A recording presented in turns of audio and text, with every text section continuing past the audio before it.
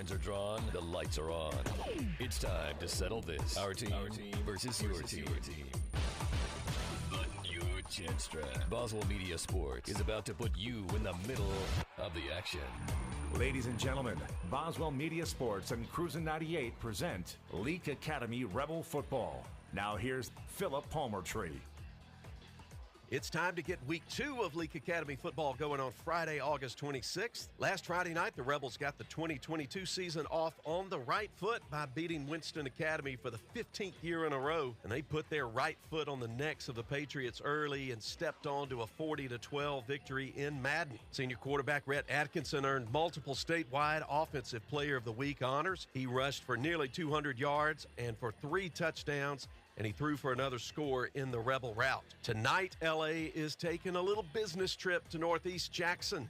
They're challenging 6A contender Jackson Academy. The Raiders are rebuilding under first-year head coach Aubrey Blackwell. They gutted out a 17-14 overtime win at Starkville Academy in week 1. And this young JA crew has no intention of losing to Leake for the second time in 3 years, especially at home. So can the hard-hitting Rebels take care of business on their early season business trip to Jackson?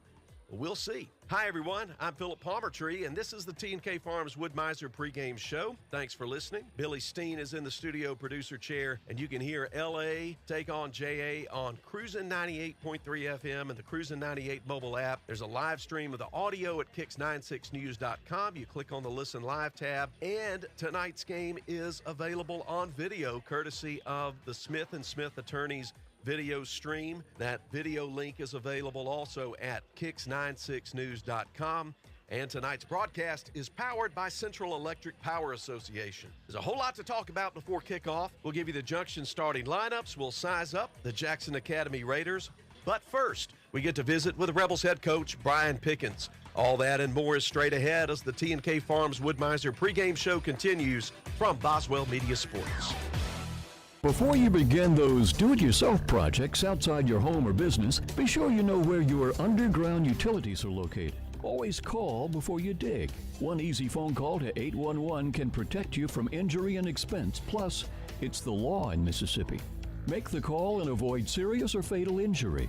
For more electrical safety tips, contact Central Electric Power Association, serving you since 1937, an equal opportunity provider and employer. Baptist Leake Primary Care Clinic understands that pediatric care is much more than treating a sick child. Anya Jones, certified pediatric nurse practitioner, wants to keep your child healthy and active by offering a complete list of pediatric care to infants, children, and young adults. Appointments and walk-ins are welcome. Saturday appointments are available. Call 601-267-1470, option 5. Baptist Leake, making your health care our #1 priority. Did you know that shapes have sounds?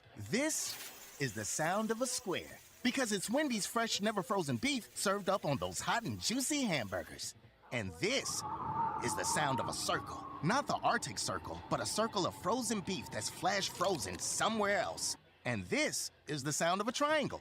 Anyway, when you want hot and juicy hamburgers, go for the square at Wendy's. Choose wisely. Choose Wendy's hot and juicy hamburgers. Fresh beef available in the contiguous U.S., Alaska, and Canada. Tired of being tired of laundry?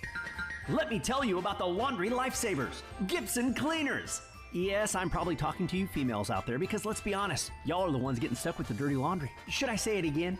Gibson Cleaners, your laundry lifesaver. Just drop it off on your way to work, have a great day, and pick it up on your way home. Now prop up your feet and relax.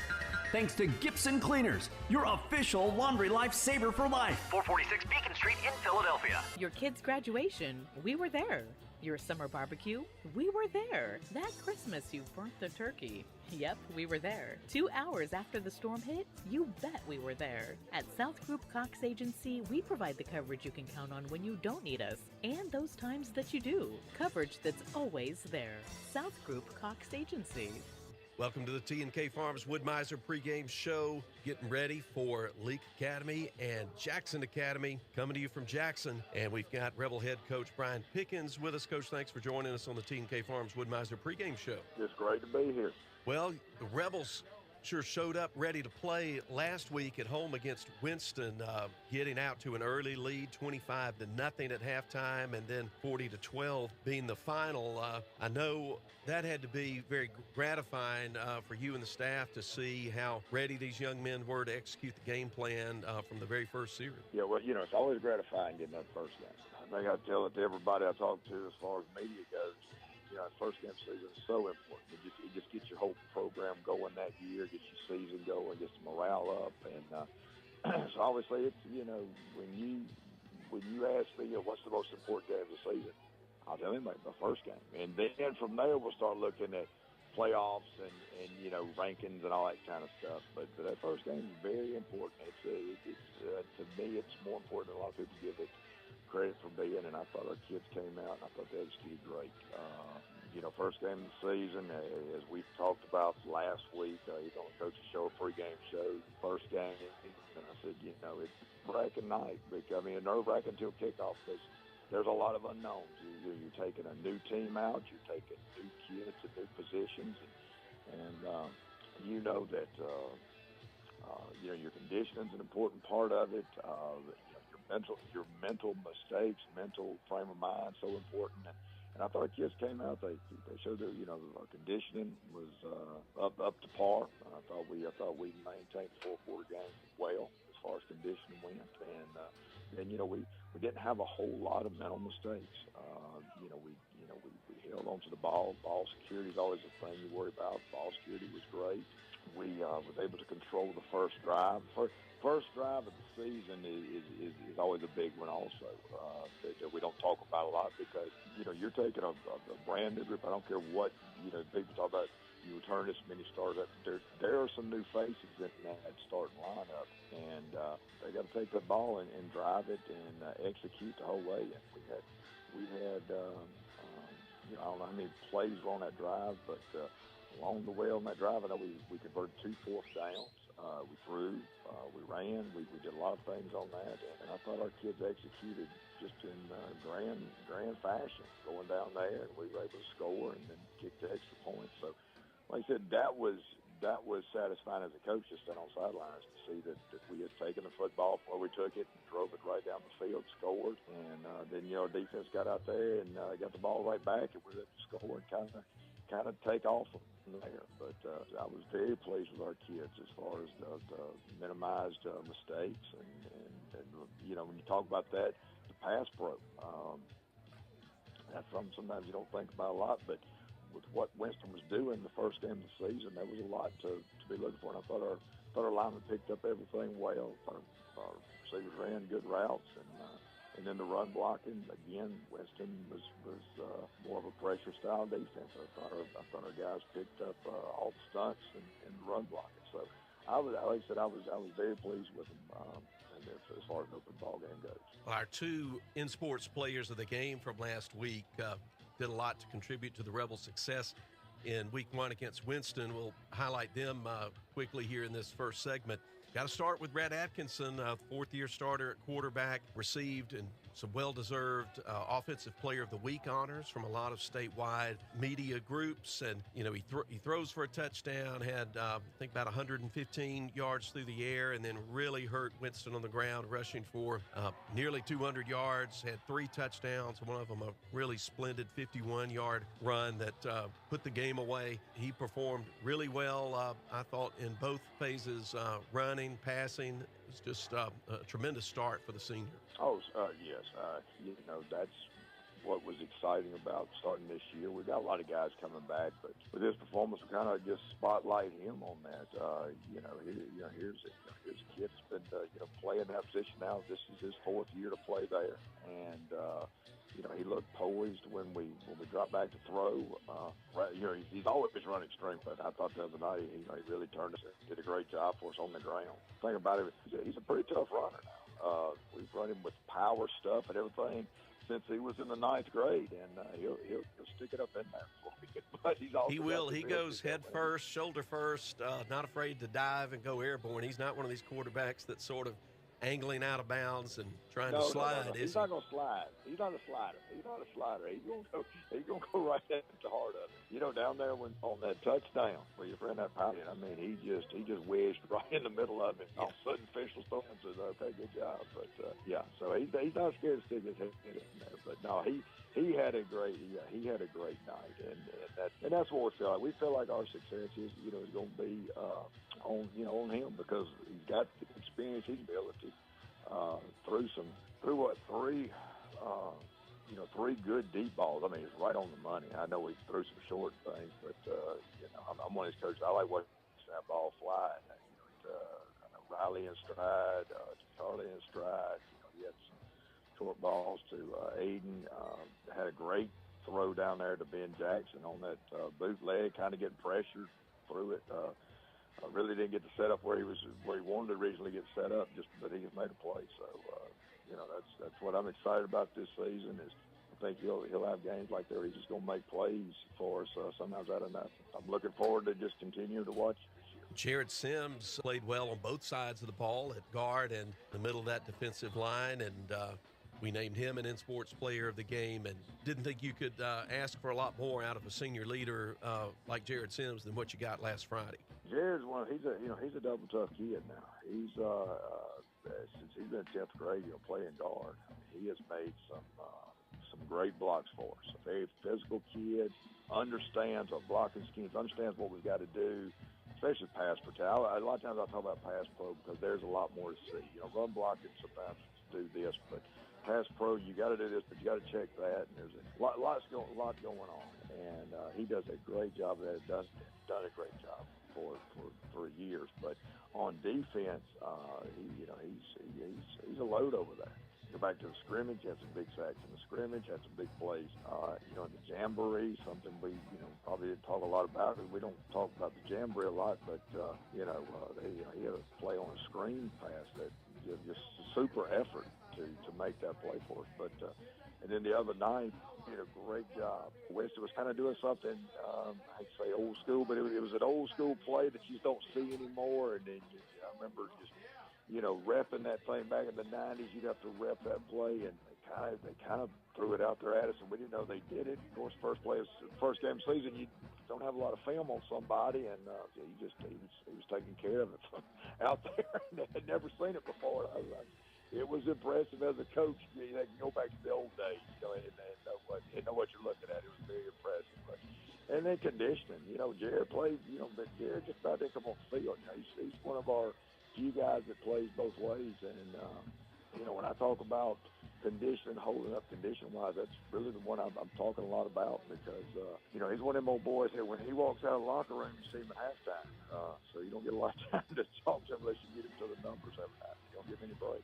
When we come back, we'll talk with Coach Pickens about the Rebel offensive line, all that and more coming up as we get you ready for Leake and J.A. at the top of the hour here on the T&K Farms Woodmiser pregame show. Southerner Soul is the place where you slide your feet under the table and feel right at home. That's because their Southern home-style cooking really is just like being at Grandma's. Tuesday through Saturday, the fine folks at Southerner Soul will serve you your choice of a delicious plate lunch in a nice family atmosphere. For the salad lovers, they have a fresh salad bar with all the fixins. It's Southern Soul, just like Grandma used to make it. Highway 16 Carthage. If you want to get the best in sportswear and gear, check out In Sports. In Sports, just off the square in Philadelphia, offers screen printing with personalized jerseys, t-shirts, and fanwear to support your favorite team. In Sports also has customizable vinyl gear for spring sports like baseball and softball, as well as plaques and trophies. Looking for sports equipment? In Sports has that too. In Sports believes in giving the best possible customer service with in-town deliveries. Get ready for this sports season with In Sports, just off the square in Philadelphia. Sometimes life gets a little rough, and when it does, performance therapy is focused on highly individual individualized care, owner Dan Young says no two people respond the same way to any form of treatment or intervention. No injury is the same, and no single treatment works across the board. Their therapists help people regain their physical function and mobility. Whether you're recovering from a sports injury, stroke, orthopedic surgery, or you're suffering from chronic neck or back pain, they can help. Performance Therapy. Philadelphia, Carthage, Canton, Brandon, Gluckstadt, McGee, Florence, Raymond, Pelahatchie, and Wiggins. Performance Therapy wants to help educate you on specialty therapies that could give you relief in just a few visits. Dry needling is a technique using dry needles without medication. They're inserted through the skin into areas of the muscle. It improves pain control and reduces muscle tension. They also offer aquatic therapy in Carthage. This can increase your flexibility, strength, and stamina while alleviating pain and speeding your recovery time. Performance Therapy. Comprehensive care. Hands-on treatment. Proven results. Philadelphia, Carthage, Canton, Brandon, Gluckstadt, McGee, Florence, Raymond, and Pelahatchie. Attention, deer slayers. We are talking to you. Why should you make Neshoba County Co-op a priority? They are the hunting headquarters. Repeat, the hunting headquarters. Come get your game plot mixes and fertilizer today. They have your tree stands, game cameras, scents, and knives too. Neshoba County Co-op has the most abundant line of camo clothing and rubber boots you hunters out there are looking for. Oh, and don't wait. You better do your Christmas shopping while you're there. Neshoba County Co-op, Main Street, Philadelphia.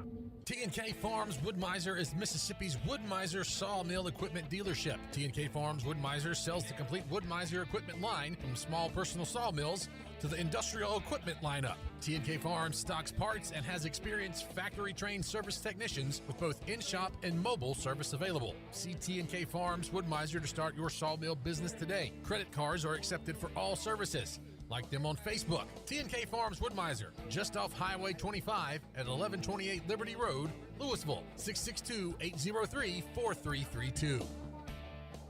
Welcome back to the T&K Farms Wood-Mizer pregame show. Getting you ready for Leake Academy and JA from Northeast Jackson.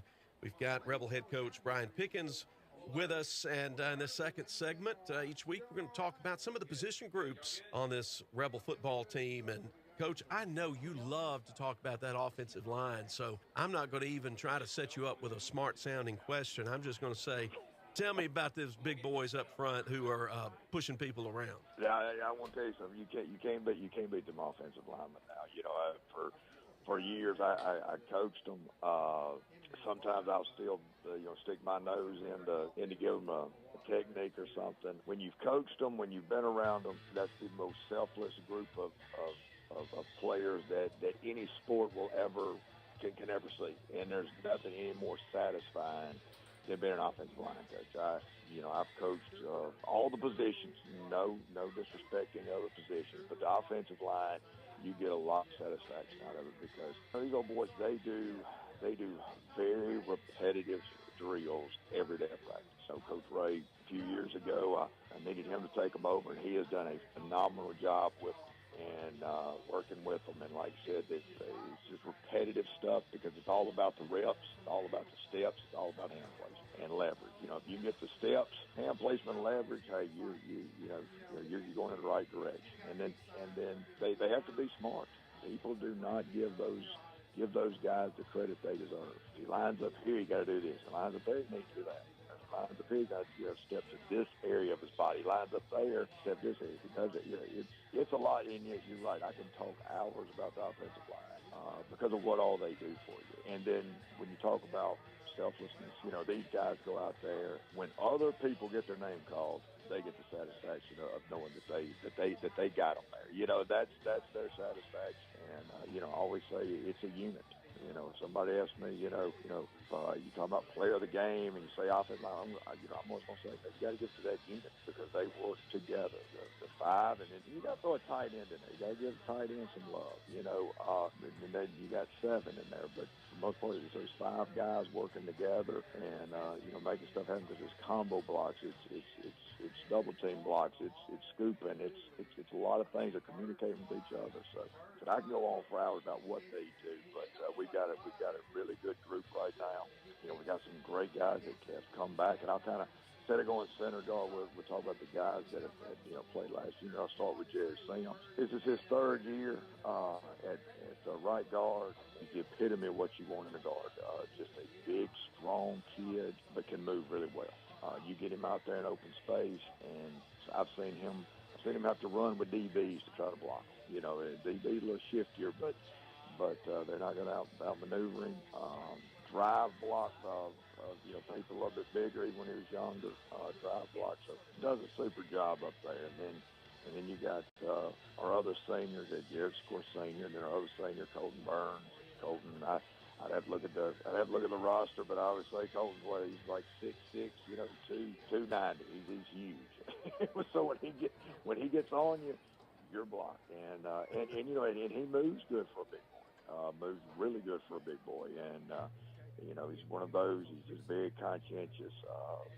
Takes pride in what he does out there, and just like I said, been starting now 2 years, does a super job. He's intelligent about what he does. He works hard, but like I said, then size really gives him an advantage out there. Carter Walsworth played last year.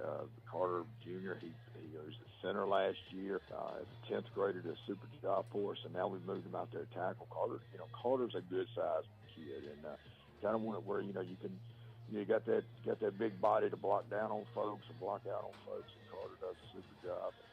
And again, you're going to hear me. It's almost going to be repetitive, but again, very intelligent, young man. These are all guys that do really well in school. Like I said, work real hard, strong in the weight room, but is one of those guys that you can put him at center, you can put him at guard, you can put him at tackle, you can put him where you want to. He knows what to do, and the reason I say that is because he has been placed in all three of those positions sometime this year. He's been placed there, but just it always looks good. Then we got Grant Barnes. Grant Barnes actually was a defensive guy for us last year, and he came over to play center for us this year. Just switch sides of the ball. Sounded like he transferred him. No, he came over from the defensive line to play the offensive line. That's the kind of transfer portal we like. Yeah, that's right. Yeah, the portal we like. Had a great night the other night. And the thing about a center is when nobody mentions them, that means they're doing super. Because the snaps are right where you need them to be. And but Grant's, another big old boy, does a good job of moving folks. Last week, had somebody, had a zero tech on, lined up, head up on him. That's tough on a center. So you kind of like seeing that first game of the season.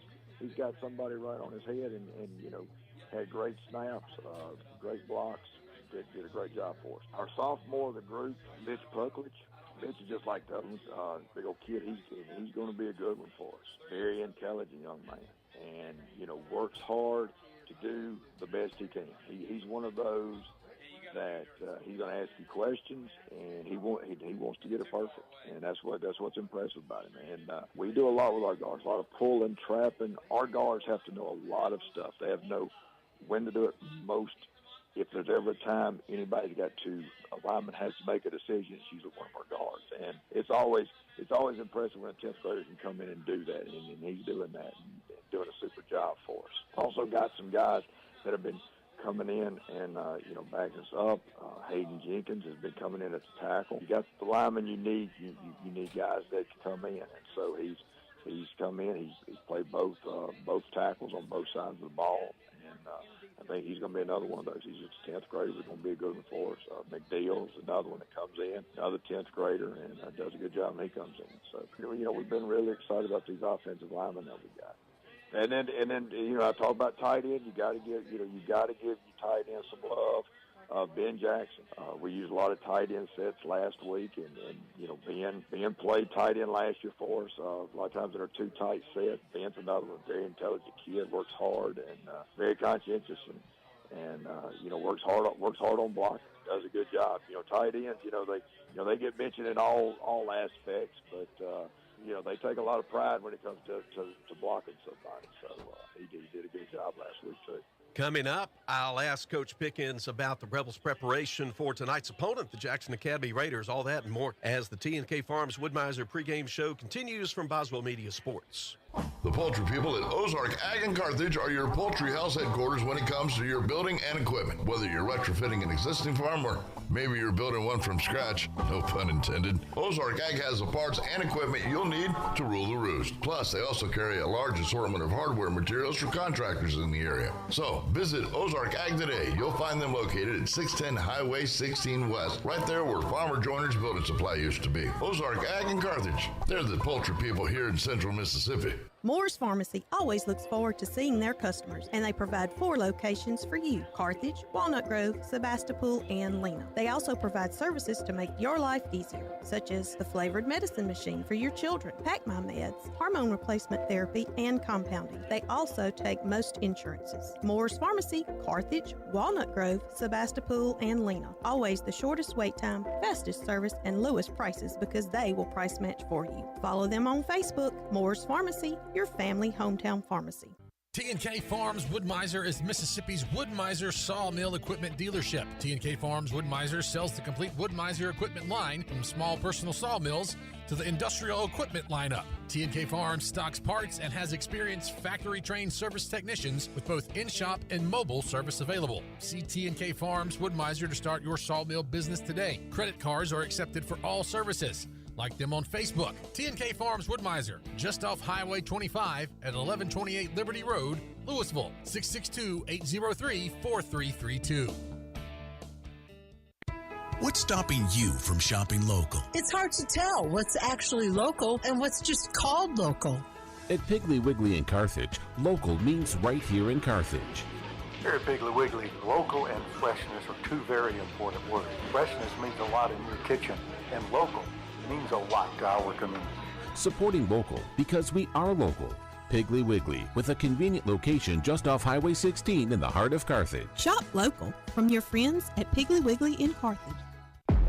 Did you know most people overpay by up to 50% for individual health insurance?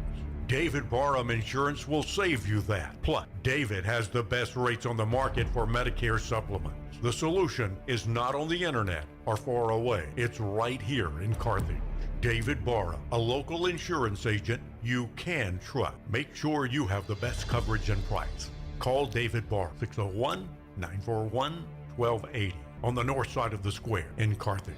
Welcome back to the final segment of tonight's T&K Farms Wood-Mizer pregame show. I'm Philip Palmertree, and I have Rebel head coach Brian Pickens on the line as kickoff approaches. And, Coach, taking this first road trip of the season tonight, playing Jackson Academy. We've seen them the last few years, but they may not look exactly the same this year, will they? No, they've got a whole, an all-new coaching staff. But they still like they play extremely hard. Play just like the Jackson Academy that you're used to seeing on the football field every year. Jackson Academy. You always say, they're one of our as we call it in our association, one of our big 3 schools. Jackson Academy, Jackson Prep, MRA. They're one of those, and they've got a lot of history down there as far as football goes, a lot of success, and so their kids have a lot of pride when they come onto the field and move up to varsity, and play down there. But yes, they've got a new coaching staff, Coach Blackwell, and I know he's got some new offensive coordinator, defensive coordinators, and so it's been a little bit different of a look what we've seen on film from them. What do you do to prepare a football team like this for the first road game of the season? Any things that you like to emphasize to get their minds right to play in somebody else's backyard? Well, the biggest thing is make sure you got all your stuff. That's probably the biggest thing I emphasize. I know you were hoping for a strategic, psychological, but I always tell them, I'll tell them on Thursday, guys, make sure you got all your stuff.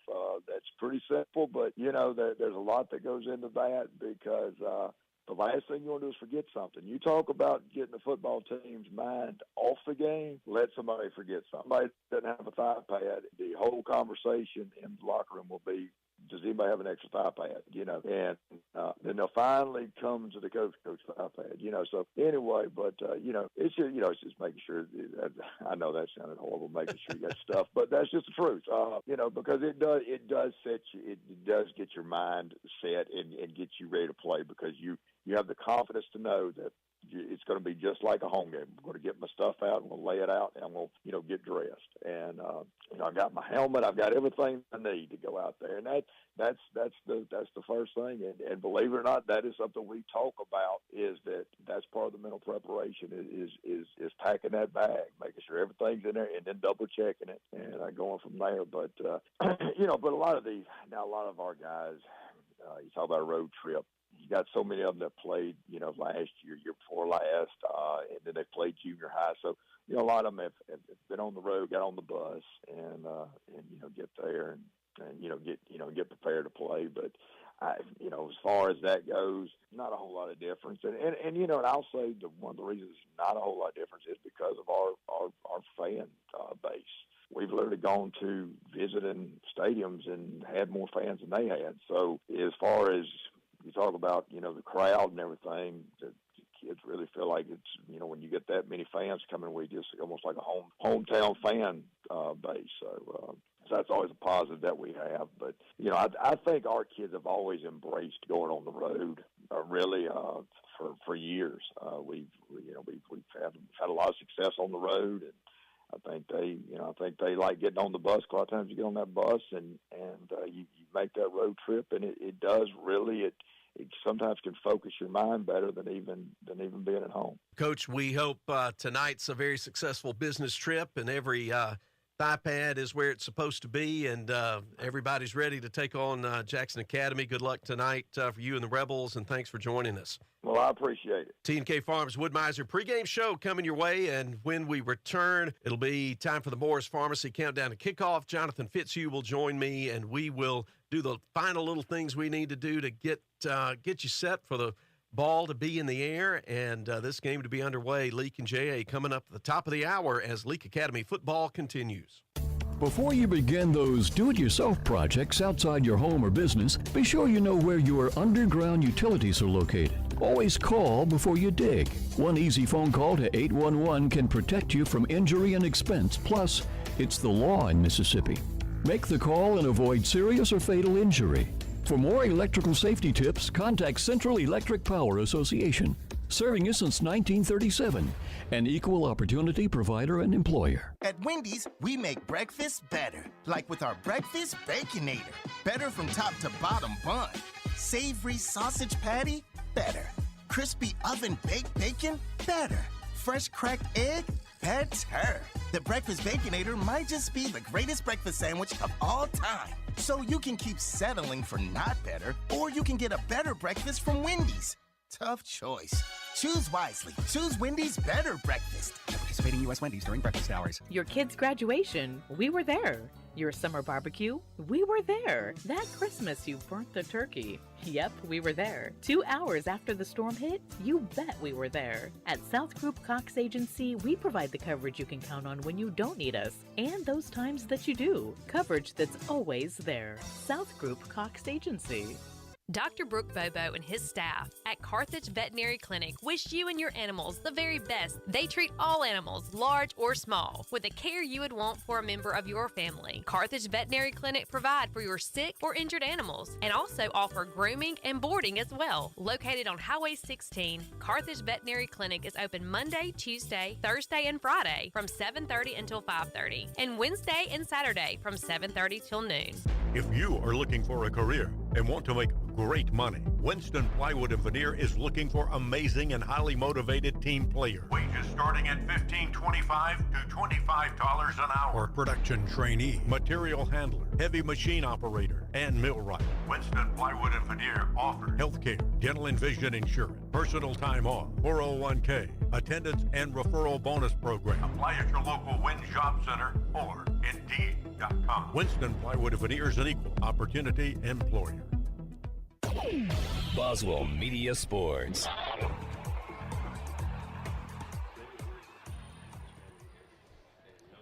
Welcome, everybody. We start off from the Brickyard.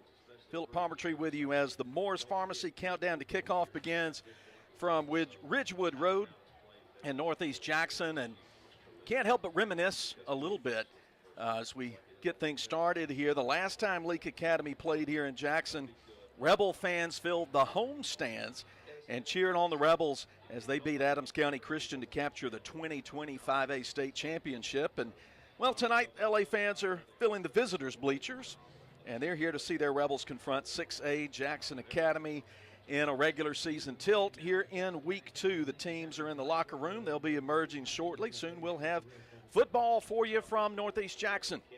Tonight's broadcast is powered by Central Electric Power Association. And as we mentioned last week, this season's broadcasts are dedicated to the memory of our dear friend and beloved old ball coach, Leake Academy, Gilbert Barham.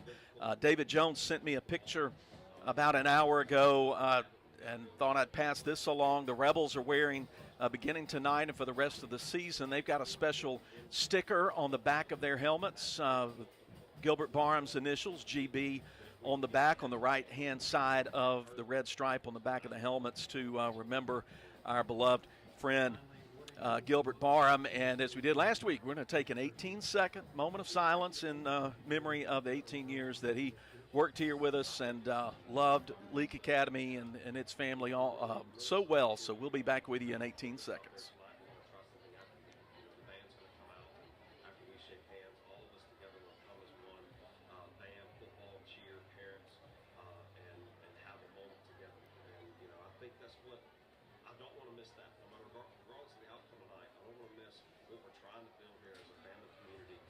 All right, thanks for everything you did for us, Gilbert. Let's bring in Jonathan Fitzhugh to preview tonight's game. And Fitz, J.A., comes in like the Rebels with a 1-0 record, but it's a really interesting matchup tonight, isn't it?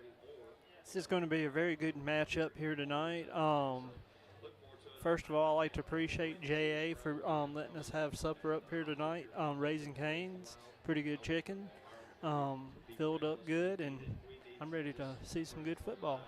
All right, J.A. played at Starkville Academy last week, and they got pushed to the limit. Scoreless game at halftime. J.A. lost a 14-0 lead late, got forced to overtime, but then they won it off a field goal in the first overtime, 17-14. So they escaped, and it's a new look for J.A. this year, as Coach and I talked about, isn't it? Yes, a very good new look, and look, they're about to do the coin toss. All right, Jonathan will keep his eyeballs on that as J.A. under new coach Aubrey Blackwell. New start, a lot of new personnel, kind of a rebuild year, but as Coach said, this is a program that's not going to sink low. They've got quality athletes who play hard and a lot of tradition and pride, and we'll take this opportunity now to give you tonight's starting lineups presented by Junction, all those 7 locations of the Junction, your friends at Prince Oil, bringing you tonight's starting lineup. So we'll start with the offense tonight for the Rebels, and it's center, Grant Barnes at 5'10", 250, a senior. The guards are Mitch Pucklich, the 5'11", 230-pound sophomore. Jared Sims, player of the game last week, right guard, a senior at 5'11", 220. The tackles, Colton Burns, that big fellow over on the left side, 6'6", 290, a senior. And at right tackle, junior Carter Walsworth at 6'2" and 300 pounds. The tight end, Aiden Watkins, 6'2", 200. Also, Ben Jackson will play some at tight end as well, junior 6'3", 190. The wide receivers, Charlie Brantley, junior, he goes 6'1", 150. Riley Myers, the senior, the other wide out, 6'2", 210.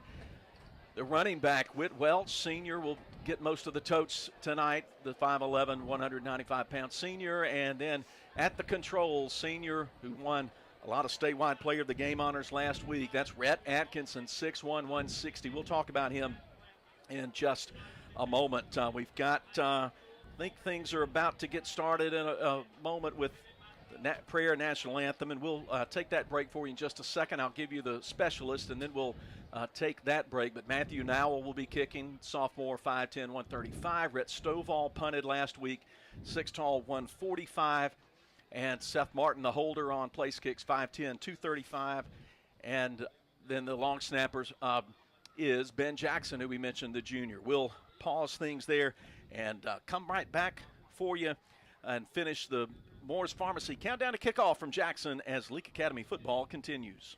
Total Pain Care is pleased to announce the addition of a full-time pain management clinic in Philadelphia. This location allows Dr. Pearson and Dr. Martin, along with Sam Kratzer, nurse practitioner, to better serve Neshoba County and surrounding areas. Our mission has always been to reduce suffering, increase function, and promote independence for our patients. For more information, visit our website at totalpaincare.org and call us today. We are located in the Medical Arts Clinic in front of Neshoba General Hospital. Total Pain Care, better quality of life, closer to home. Southerner Soul is the place where you slide your feet under the table and feel right at home. That's because their Southern home-style cooking really is just like being at Grandma's. Tuesday through Sunday, the fine folks at Southerner Soul will serve you your choice of a delicious plate lunch in a nice family atmosphere. For the salad lovers, they have a fresh salad bar with all the fixins. It's Southerner Soul, just like Grandma used to make it. Highway 16, Carthage. Smith & Smith is the longest-standing law firm in Leake County. They're proud to support Leake Academy and all area football teams this year. Winning means you're willing to go longer, work harder, and give more than anyone else. Smith & Smith Law Firm has worked hard for years, and it's paid off. So will your work, young men. Smith & Smith is here to help you survive criminal and family law. Smith & Smith, 207 Water Street, Carthage, or atjesmith.law, jesmith.law, or call 601-267-5611. Hello, Rebel fans. It's time for kickoff. Moore's Pharmacy welcomes you to an exciting night of Friday night football.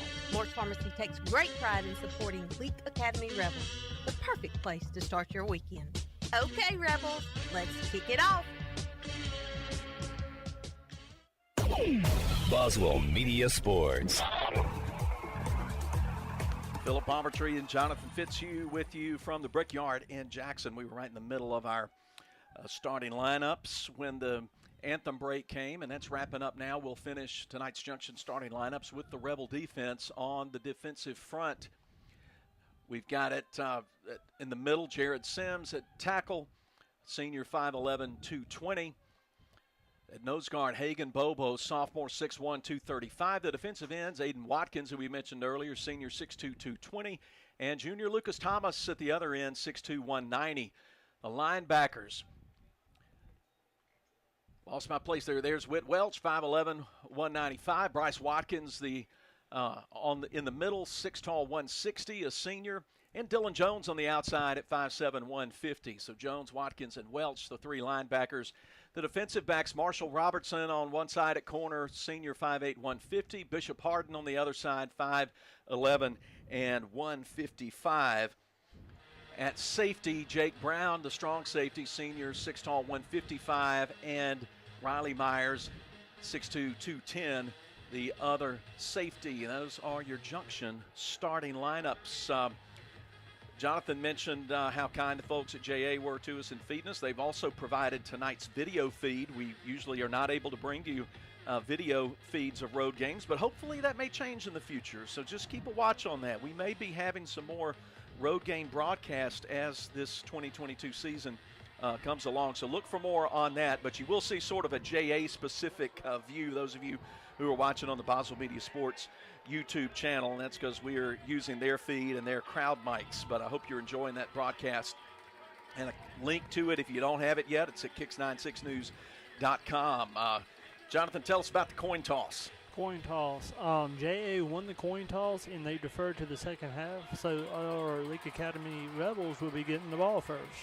All right. Sometimes in a road game, that's one of the best things to do. If you can get a good first drive going, you can assert yourself early in the ball game. We'll see if the Rebels can do that like they did last week against Winston. Uniforms tonight, the Rebels, of course, they're the road team. They're going to be in the traveling white jerseys with Navy numbers and the UCLA shoulder stripes, the Navy helmets with the LA logo on the side, and the white pants that debuted last year with Rebels down the side in big block capital letters. JA in Navy helmets, Navy jerseys, and plain white pants. They've gone from, they used to have a lot of jazz and stripes on their unis, but they've gone to more of a plain Penn State kind of look in that jersey combination there for JA. Of course, they'll be on the near sideline. let's talk about weather. Weatherman's here with Winston Plywood and Veneer weather and field conditions. Why'd you let so much rain come this week, Weatherman? I tell you what, that day, the rain was just terrible, and I kind of hope it quits, but looks like we got some more coming next week. But right now, there's no rain here. Temperature is going to be around 78 degrees at kickoff, and it's going to get in the mid-70s, so it's kind of comfortable. It's not really football weather, but it's not as hot. A lot of folks down in front of us fanning because there's basically no wind at all. It's just kind of muggy, but it's good to see some blue sky above. We do have some clouds out to the west, and could see a drizzle, could see showers, but not expecting much tonight as we're about to get your Moore's Pharmacy countdown to kickoff underway from JA. The Rebels will be kicking from right to left. So JA is going to have the ball first. And kick underway, taken at the 22-yard line. Coming up the middle of the field is Colby Archie. He's going to lower his head, bang into a Rebel, stay on his feet up to the 39 before Bryce Watkins and Jake Adams bring him to the turf. That's the other thing we need to mention. Don't have to worry about field conditions because you've got the artificial field turf here at JA. So nice and dry, no problems with wet conditions. A lot of schools are having to deal with that. There's a lot of high schools moving games to last night, tomorrow at places where there's field turf. But anyway, here we go. First offensive play for the Raiders from the 39-yard line, moving left to right. Quarterback Clayton White fakes left. Now he's going to keep it, tuck it under, and he'll angle out of bounds. Dylan Jones was driving him out there after a pickup of 3. It'll be 2nd down and 7 for the Raiders. That was a good stop there, and it looks like we're going to have to watch him tonight. He's got a good pair of legs on him.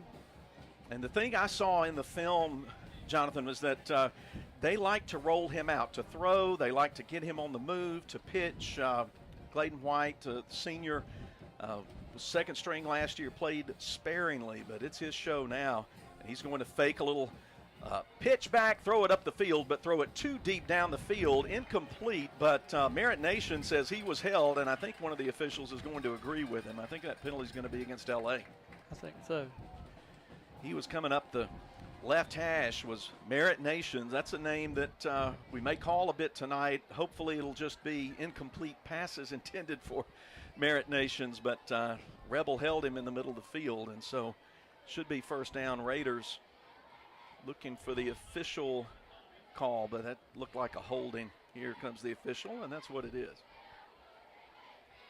So a 1st down for the Raiders via penalty. That'll move the ball into Rebel territory at the 47-yard line and a fresh set of downs.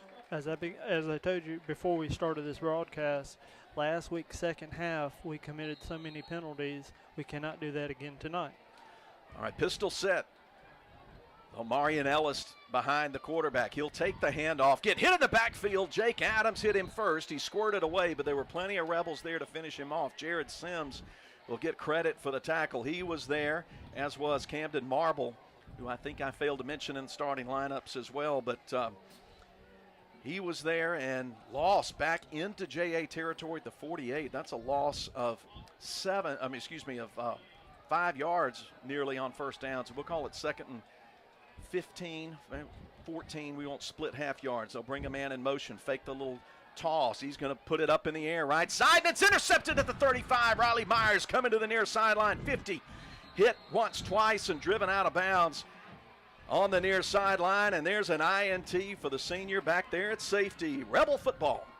What a pick. Threw it straight to him. He got up into the route, got past the guy and just took off running after he caught the ball. Good catch by him. Riley, of course, an all-state baseball player, and he sort of played as an outfielder on that play. He just watched the quarterback and went to the point where the ball was coming, and Rebels get the first break of tonight's game. They're set up at the Jackson Academy 46. First quarter of tonight's ball game presented by the Leake County Co-op. Rebels have 2 wide receivers. They'll bring Mathen Weaver in motion left to right. Handoff, fake. And Red Atkinson's going to be hit for a loss back at midfield. Too many Raiders in the backfield there. Darian Albert and also JoJo Turner making life tough for Red. Loss of 3.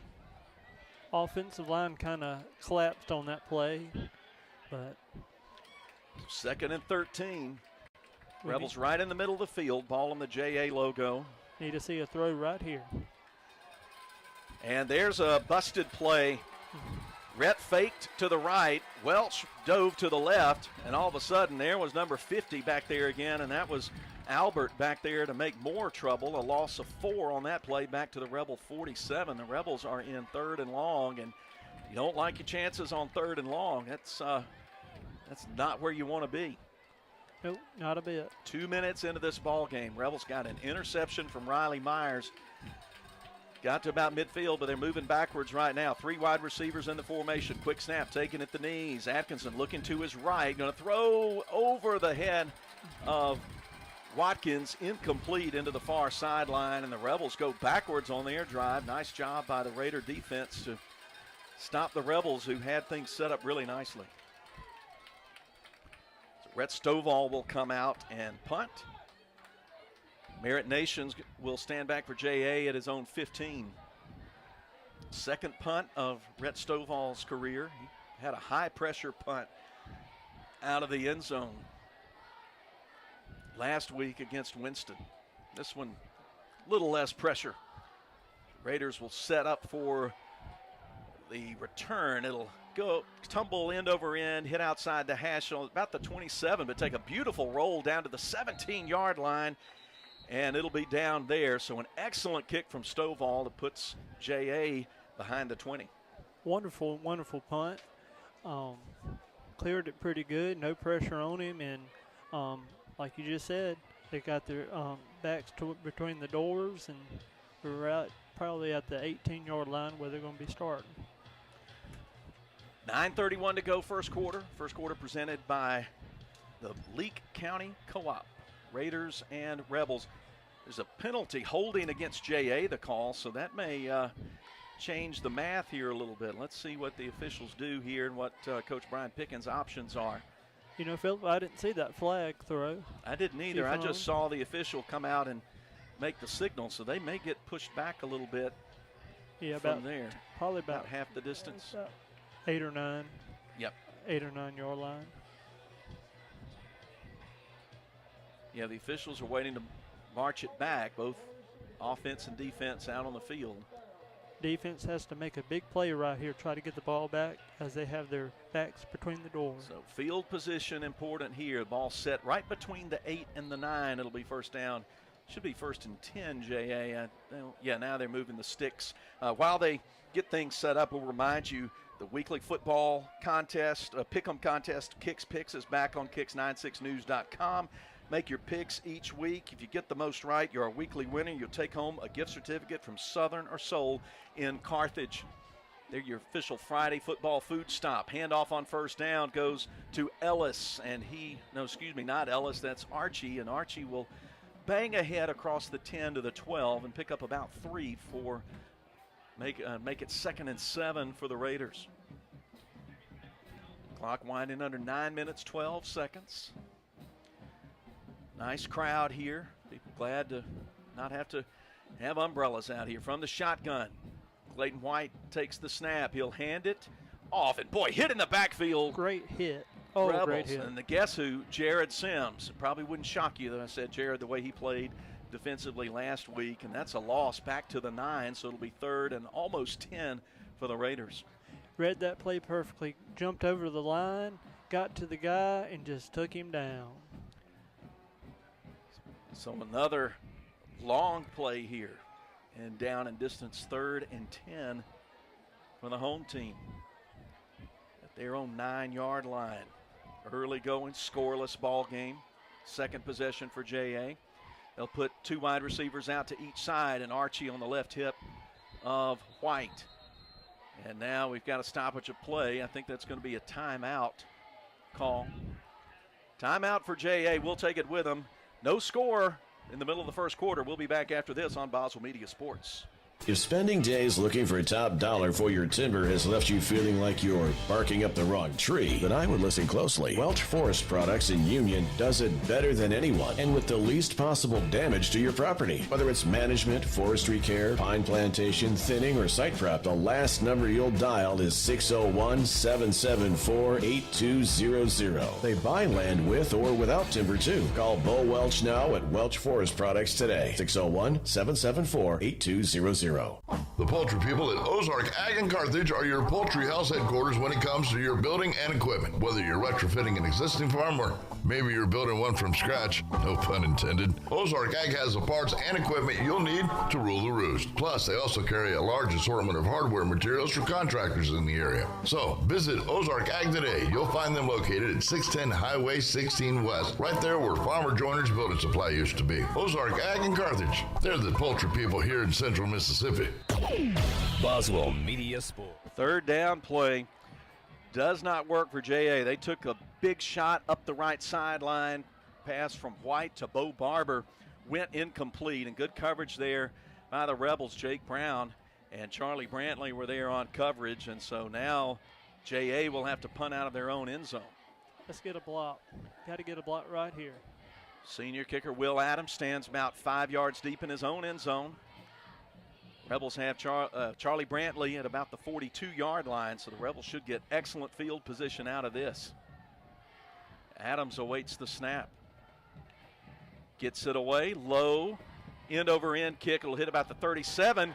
Brantley mishandles it at the 45, and now it's anybody's ball, and it's going to be JA's ball inside the 40. Ball tumbled fast, just right through the mitts of Brantley and recovered by Bennett Ware, and now second big break of the ball game goes to JA. I didn't even think the ball touched him, but I guess it just grazed his arm a little bit. We have the benefit of a replay screen in our booth, and this would be a time to use it if they'll show us the play, and they won't. Here it comes. Here we go. Well, you miss it. You just see the recovery, but yeah, he got both hands down on the ball. That's one he should have let go. So JA set up at the Rebel 37 after the muffed kick. White takes the snap, looks to throw over the middle, got a man open, but it's too tall, incomplete for Nations, and good job by Riley Myers to hit Nations in the back and make sure Nations didn't pull that one in. Yep, Riley Myers, he got on in there. He swatted that ball out, and now they got to start over on second down. And Merritt Nations went 7 receptions for 111 yards and a touchdown in that win the Raiders had against Starkville Academy last week. 3 wide outs to the left, 2nd and 10. 1 wide out to the right. Omarion Ellis, the running back, now in for JA, and the quarterback, Clayton White, will call a signal, now looking to the sideline, and they'll reshuffle things. He's got 5 on the play clock. Get it off. Looked like somebody may have left a little early, but no flag. Throw inside the numbers, left side complete, but short of the first down. Pass was hauled in by Thomas and TC of Jackson Academy, but Rebels were there to quickly make the tackle. I think that was Bishop Harden making the tackle. That gets them within about 2 of the first down. Threw a little quick pass there. Good catch for him, but hey, we stopped him. 3rd and 2. They'll hand it off. Ellis got the first down. Bangs over 1 Rebel defender, 2, and he barrels inside the 20 and goes to the turf at about the 17. And boy, that's a strong 3rd down run from Omarion Ellis, 6 tall, 185, just a sophomore. He had nearly 100 last week. The Raiders want to move quickly. 1st and 10 from the LA 17. Snap, handoff, same play up the middle. This time the Rebels stop it, but looked like the ball came loose, and the Rebels have it. Am I looking at it right? Yes. Yes, they do. Ball came loose. We'll have to look at that. I think Dylan Jones was the one who came off, and he lost his shoe in the process, but that's a good trade-off. You'll take losing your shoe for a fumble. So 2 possessions, 2 turnovers, and the Rebels get it back at the 17. What a huge play. Yep, punched the ball out and just hopped on top of that sucker. So now we turn it around the other way. Now we're getting to see the replay. And Ellis ran into his own man, and then ball was picked up by Dylan Jones. 1st and 10 for the Rebels. Whit Welch behind Atkinson in the pistol. Hand off to Welch. Got a little crease. on the left side, and he will fight his way to the 20 for a pickup of 2.5 yards. We'll call it 2nd and 7. In fact, they spot him right at the 20. 7:10 to go. Scoreless ball game first quarter. First quarter presented by Leake County Co-op. Tonight's broadcast powered, as always, by Central Electric Power Association. The Rebels went 3 and out after getting some good field position on an interception. They've got 80 yards of real estate in front of them now. Snap back to Atkinson. He wants to throw, steps up in the pocket, looking for some room, will sort of stumble forward across the line of scrimmage to the 22, and he goes down there. He felt things kind of getting tight back there in the pocket. Yes, he did. Rush back there by Parker Halford and by Nicholas Harris of JA. So possession play here. That makes it 3rd and 5. Ball right at the 22-yard line. The Rebels need to hit the 27 for a first down. I'm just wondering how the field is right now of how different it is as it is at Leake Academy. I bet you it's harder to run on it. 2 wide receivers split to the left. 1 to the right. They'll hand it off. Coming around the corner. Whit Welch first down, 30, 35, and gets to the sideline and gets forced out of bounds past the 40. What a big play on 3rd down and 5. The Rebels keep it on the ground, go from the 22 to the 40. That's a pickup of 18 yards and a first down. Huge play, huge play. Rebel first downs presented by Central Mississippi Animal Clinic. That's their first one of the night. 1st and 10 at the 40.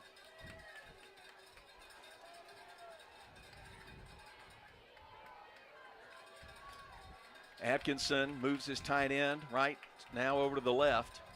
Wide out on each side. And now the coaches want timeout. Play clock is about to get away from them, and the Rebels were about 2 steps from committing a penalty there pre-snap. But we'll take the break with them. No score, 6:01 first quarter. LA nothing and JA nothing. Back after this as Leake Academy football continues. Baptist Leake Primary Care Clinic understands that pediatric care is much more than treating a sick child. Anya Jones, certified pediatric nurse practitioner, wants to keep your child healthy and active by offering a complete list of pediatric care to infants, children, and young adults. Appointments and walk-ins are welcome. Saturday appointments are available. Call 601-267-1470, option 5. Baptist Leake, making your health care our #1 priority. Boswell Media Sports. First down and 10 for the Leake Academy Rebels at their own 40-yard line. They recovered a fumble at their own 18-yard line or 17-yard line and picked up a first down, trying to get something going here at the midway point of the quarter. I think the officials are talking about whether or not to take the heat timeout. We're right at the point where they would normally take the heat timeout, so they've worked that out amongst themselves. We'll just figure it out as we go along. Ball on the right hash. Rebels put two out to the left, 1 to the right. They'll fake a sweep from the end to Myers, and Atkinson was going to keep it, but he met plenty of Navy shirts there. Lost a yard on the play as a bunch of Raiders were back there. Adams, Kennedy, along with Darian Albert, making life tough so far for Mr. Atkinson. Yep, offensive line just could not hold that defense, and they're just going to have to beef it up and get that brick wall up like they did last week and protect Red Atkinson and let him go at it. Yeah, it looks like they're really keying on him, expecting him to keep the ball some. High snap handed to Welch. He finds a little room to run up to the 45 off the right side, running behind his right side, Jared Sims there, and Carter Walsworth blocking there up to the 45, a pickup of 6, 3rd and 5 for the Rebels. That's certainly a lot more manageable. It's been a fast-moving first quarter. We're already going under 5 minutes. LA timeouts presented to you by Carthage Veterinary Clinic. So 3rd and 5 for LA, moving right to left. Watkins and Jackson split out to the right. 2 wide outs to the left. Looking to the right is Atkinson, but the pass rush will get to him, and he'll get swarmed down at the 40-yard line. Parker Halford, the defensive lineman, just came busting through there And he gets the sack on Atkinson. Second sack of the night for J.A. Punt situation now for the Rebels. Rhett Stovall back out there. He'll punt from inside his own 30. Merritt Nations about the 29-yard line. It was a great punt last time for Stovall. Got to get another one right here. Sure could use one here. Good snap. Rush coming, but he gets away. A high end-over-end kick, and they'll let it hit at the 30. It'll take another beautiful bounce for the Rebels inside the 20-yard line on the far side.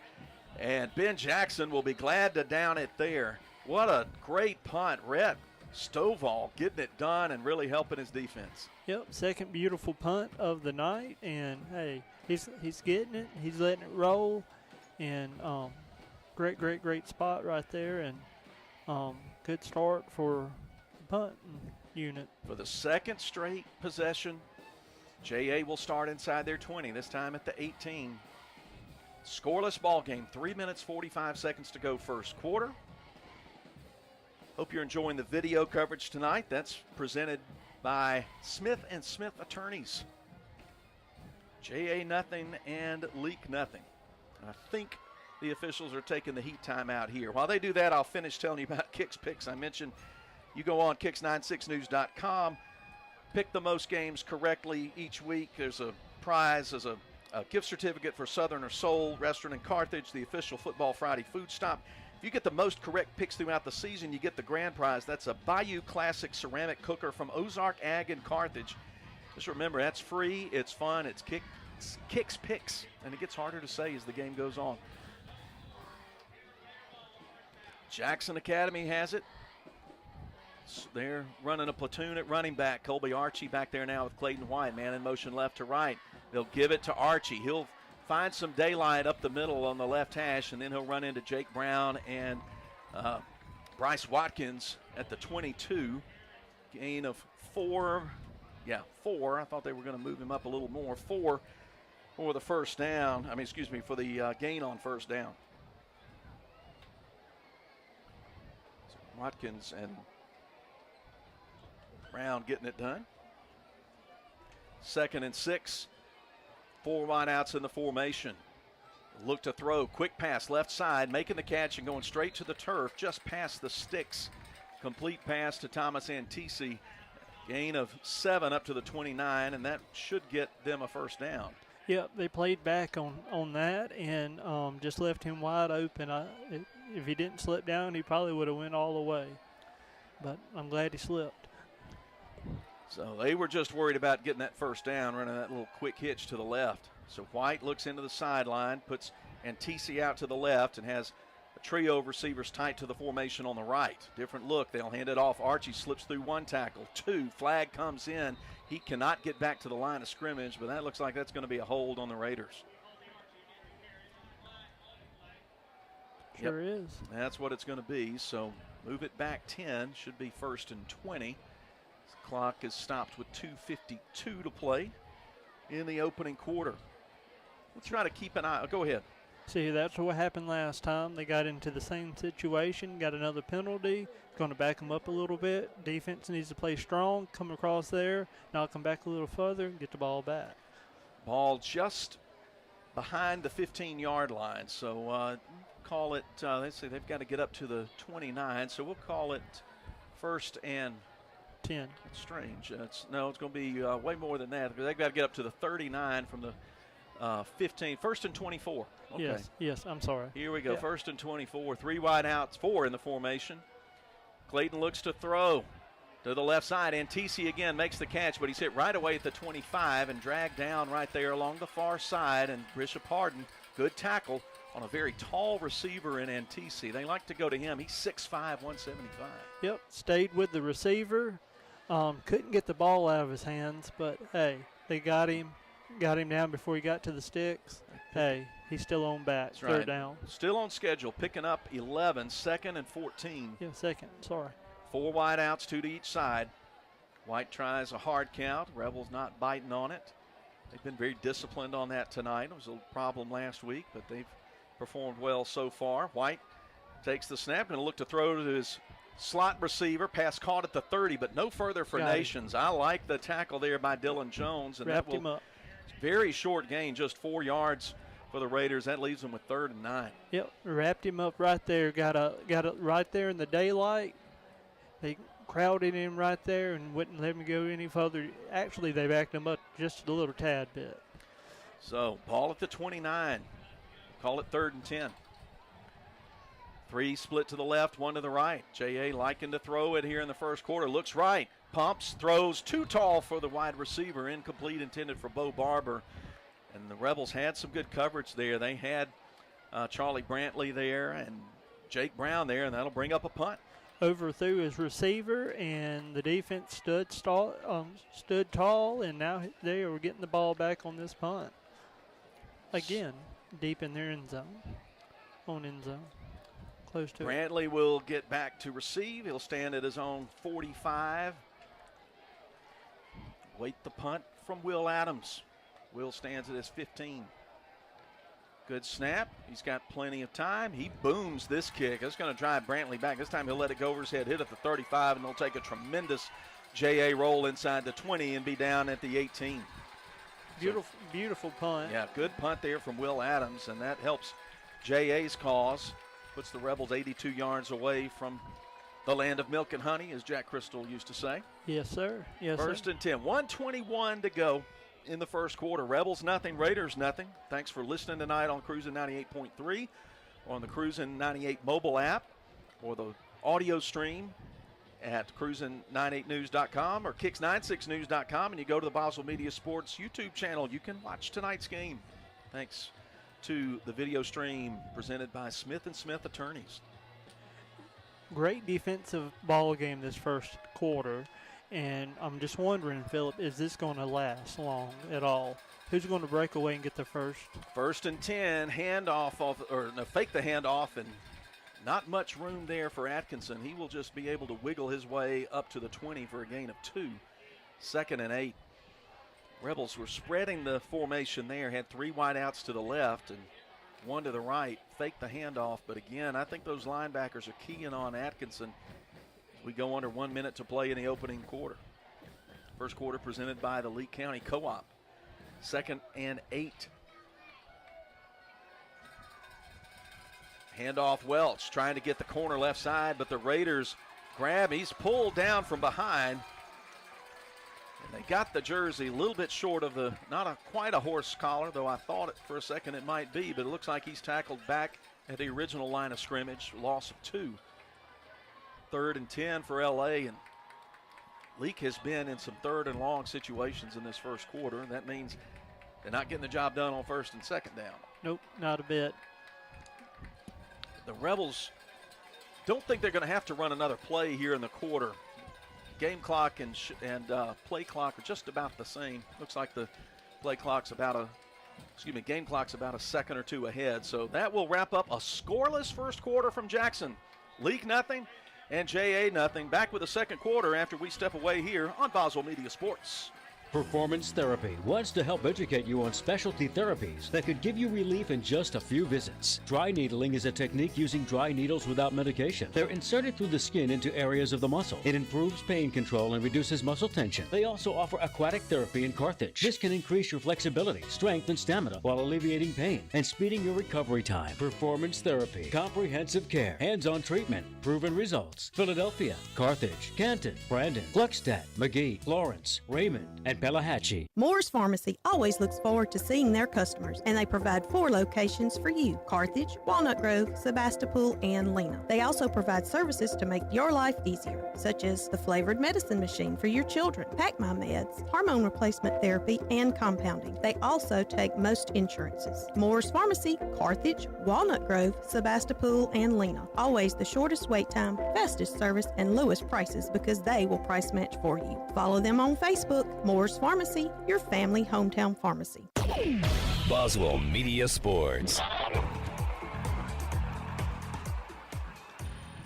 Philip Palmertree and Jonathan Fitzhugh with you from Jackson. Leake, 5A, top 5 team. Jackson Academy, 6A, top 5 team. Something's got to give here. So far, not much is given except these offenses. There's no score after 12 minutes of play. Great defensive first quarter. It's going to be who's going to score first before halftime. Somebody's got to make a big play. We've seen a couple of defensive big plays, turnovers, but nobody's been able to convert those into points yet. The Rebels have recovered a fumble and picked off a pass. Haven't been able to do anything with that, and JA's recovered a fumble as well. A muffed punt, I guess, to be precise. But as we return 3rd and 10 from the 18-yard line in their own territory, Leake now moving left to right, and white tops, white pants. 2-by-2 receiver, snap back to Atkinson. He looks right, throws left, and the pass is broken up. He wanted Charlie Brantley on a quick hit on the left side, but all over him there was DJ Watkins. Good coverage there to knock the ball away, and the Rebels will punt it away on 4th and 10, their 3rd punt situation of the night. Tonight's second quarter is presented by Welch Forest Products. I think J.A. watched the game film from last week and saw how Red Atkinson was just tearing up the field because they're getting to him tonight. Stovall back at the 4. Snap, got plenty of time. Boots another nice kick, going to hit along the numbers to the 50 and into J.A. territory, and finally bounce out of bounds at the 47. So that's pretty good punt there. Good job by Stovall tonight. J.A. with their best, not their best, second best starting field position of the night. They'll be right near midfield with 11:48 to go in the first half. He's getting his work cut out for him tonight. Other games we'll track for you tonight in MAIS 5A District 2. Simpson hosting Wayne. East Rankin is at Columbia. St. Joseph goes down to Natchez to play Cathedral. Park Place hosts Central Hines. And Lamar playing John Millage School from Georgia. Our opponent next week, Starkville Academy, they're playing Trinity School from South Carolina. 1st and 10 for the Raiders from the right hash. They're on 47. White will fake the handoff, then swing it out on an RPO to Nations. He gets past one tackler at the 45, gets into Rebel territory at the 49, but good job. Bryce Watkins standing him up, holding him up so Jake Adams, Camden Marble, and Dylan Jones could knock him off his sticks. Gain of 4. Really, about 3.5. We'll call it 3, 2nd and 7. No half yards here, Phillip. Nope. Don't want to fool with those fractions. 2nd and 7 from midfield. Handoff to Ellis. He bobbles it for a minute. Now he's overwhelmed in the backfield. Tried to go sideways, but the Rebels got penetration back there, and there were 3 L.A. defenders. Riley Myers, Dylan Thomas, and Bryce Watkins back there to make the stop. Hey, got him behind the sticks. That's what we need. We need to get one more good stop right here and get them to punt to us. So 3rd and 11. Both offenses trying to get it done on 3rd and long, and that's hard to do. 3 wide outs in the formation. They keep a tight end to block. Plenty of time for White over the middle, and the pass is bobbled, and it looks like it's caught inside the 20. It is. Pass caught at the 19. Acrobatic catch by Antisi. Harden and Myers were back there, but just got to tip your cap to the young man for that play. I mean, spectacular play. Spectacular play. He lost the ball for just a second, and he just kept his eyes on it. Lost it off the front of his helmet, yeah. And as somebody once told me, you got to keep your eyes on the ball, and that was my daddy who used to tell me that. Keep your eyes on the ball. Gain of 32 yards, and now they're in the red zone, 1st and 10 from the LA 18. 3 wide outs to the right, 1 to the left. White will throw, got a man coming in, caught, wrestled down at the 10-yard line, and TC makes the catch. Picks up 8, maybe 9 yards, but there is a flag on the play. Right along the line of scrimmage. I'm going to think that may be somebody moving early. Yeah, that's going to be a false start against Jackson Academy, I think. Could be wrong. Hey, nobody's keeping score on that. Here comes the official. He's going to tell us. So illegal man downfield a call. So they being JA will have to move back. They will not get the pass credited there, and that's to Leake's advantage for sure. Hey, a penalty is a penalty. It don't matter what it is. 10 minutes, 4 seconds to play in the first half. Leake nothing, Jackson Academy nothing. Got to get a turnover right here. Get them out of the end zone. So ball moved back to the 23, 1st and 15 for the home team. Leake trying to make it 2 out of 3, the last 3 against JA. JA leads the series, 6 wins and 1 loss. 3 wideouts in the formation. White again to throw. Got a man set up short. Pressure coming. Now he'll just dump it out and way behind the line of scrimmage. That should be intentional grounding. Lucas Thomas was just right in his face. Yeah, there goes the beanbag thrown back at the 37 because Thomas was coming right up on top of him. And the officials are talking about it right now. Let's see.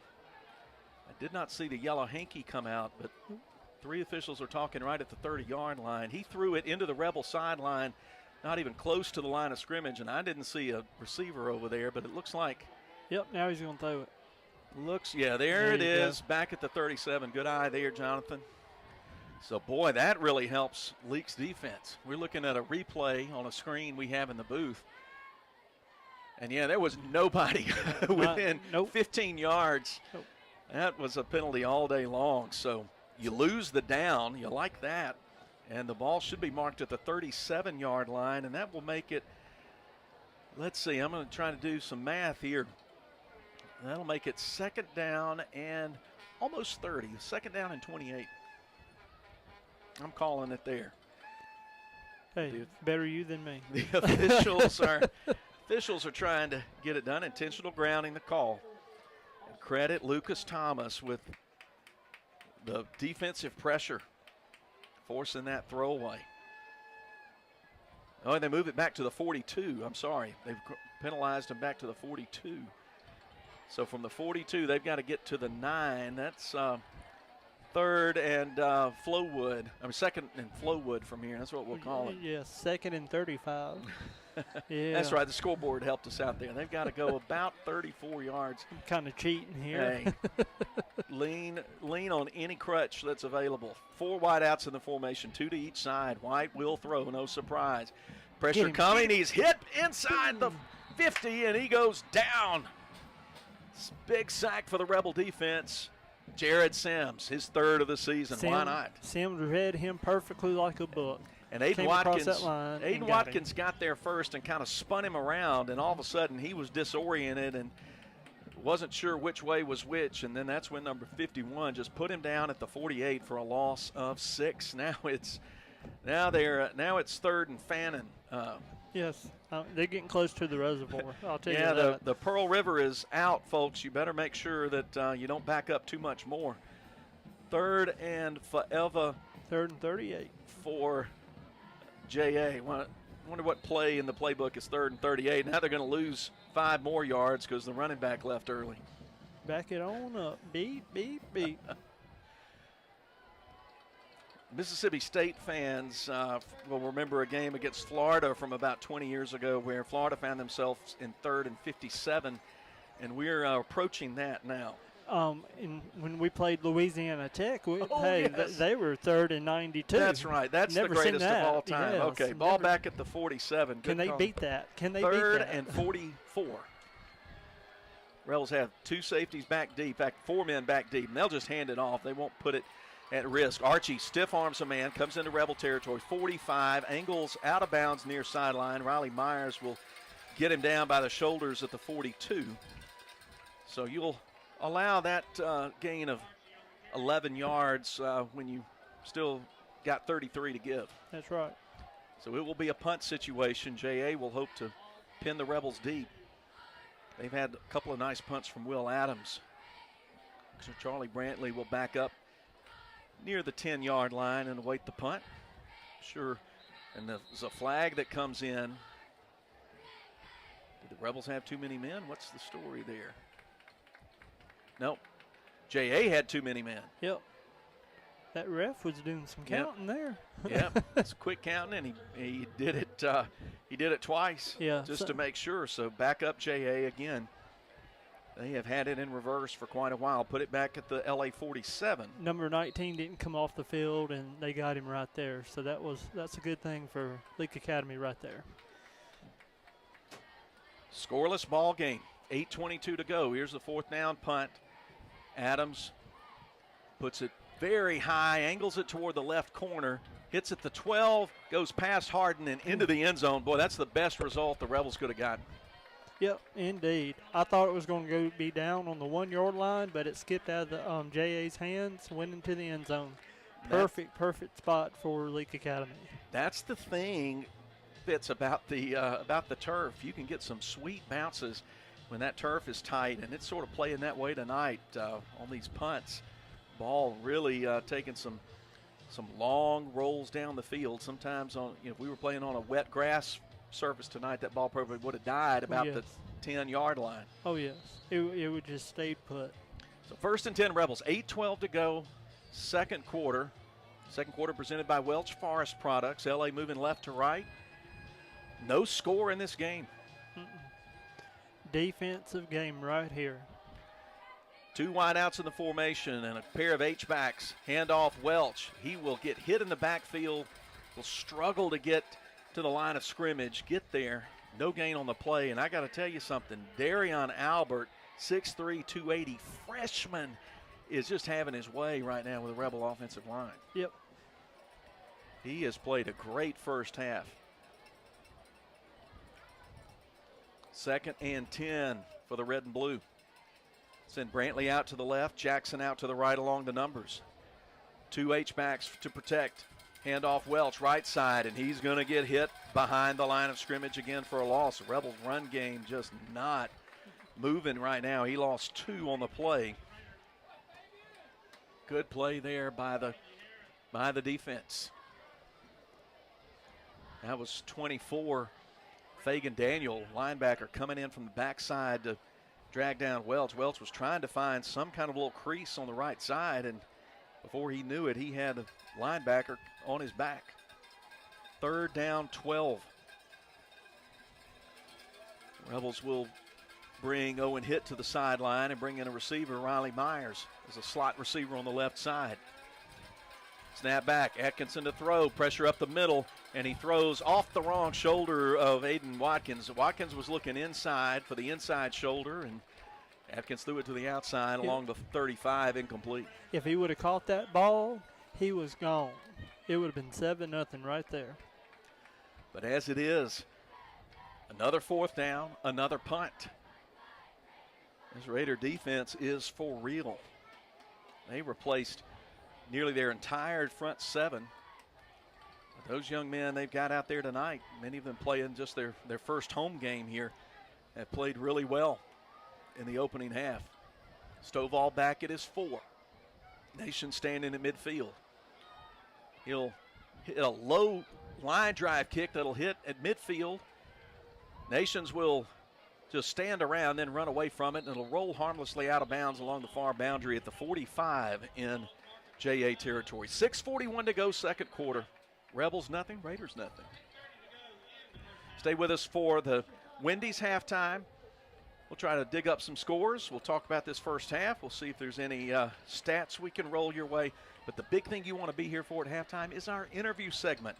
We're going to have Leake Academy senior Grace Maxey here in the booth, and I'm going to talk to her about a great accomplishment that she achieved over the summer. Most of you listening know that she won the Miss Neshoba County Fair pageant competition about a month ago. And, of course, she's also a star on the Rebels' 2-time defending state championship basketball team. And she'll be with us at halftime.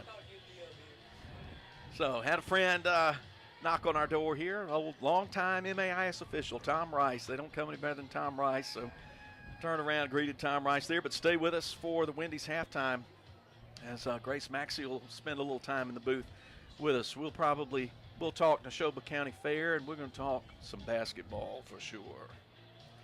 So, all right, JA ball, 6:41 to go. That was the heat timeout. Should have probably taken that one with them, but I wasn't paying close enough attention. But that's okay. Well, it'll have to be okay because it's over now. Slot man in motion, right to left out of the formation. Hand off to Archie. Got in trouble in the backfield. Rebels will swarm and bring him down for a loss of 2 yards. Lucas Thomas And Jared Sims and Camden Marble, all of them getting back there and harassing Archie in the backfield for a loss of 2.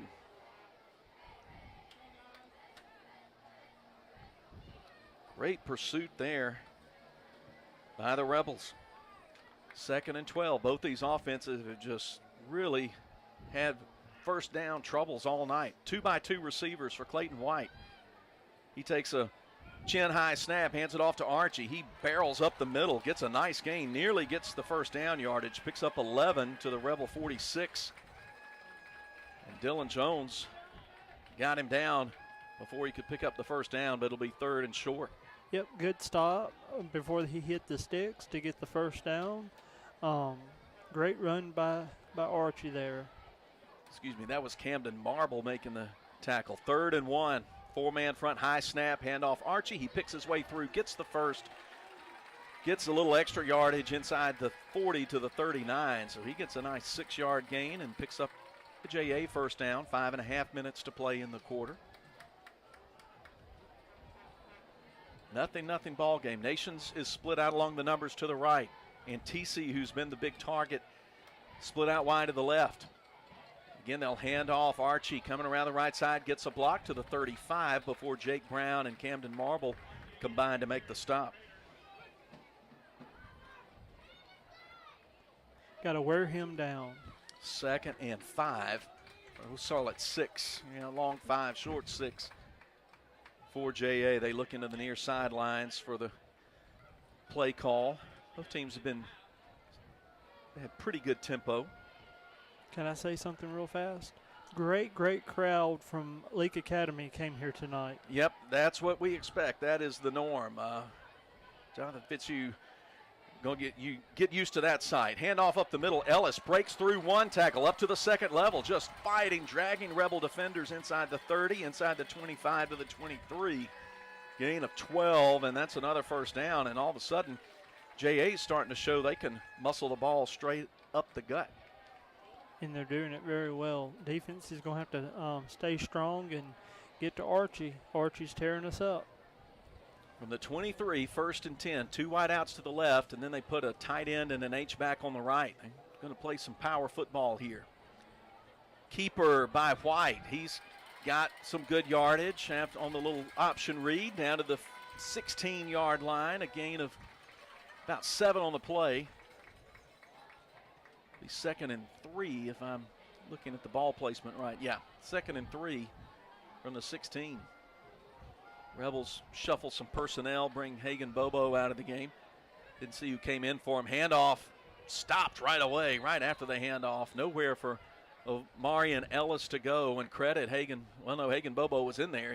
That was 68 Tanner Johnson making that tackle. Good job by Tanner. TFL for him back to the 20. So it'll be 3rd down and 7.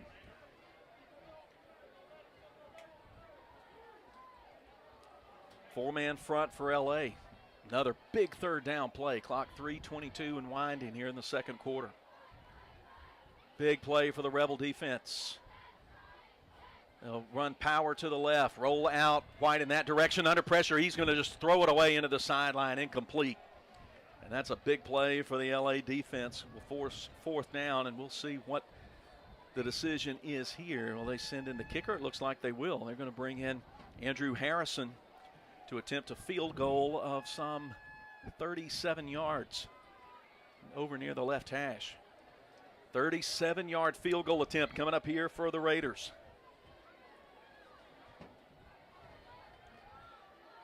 He takes his spot. We're ready.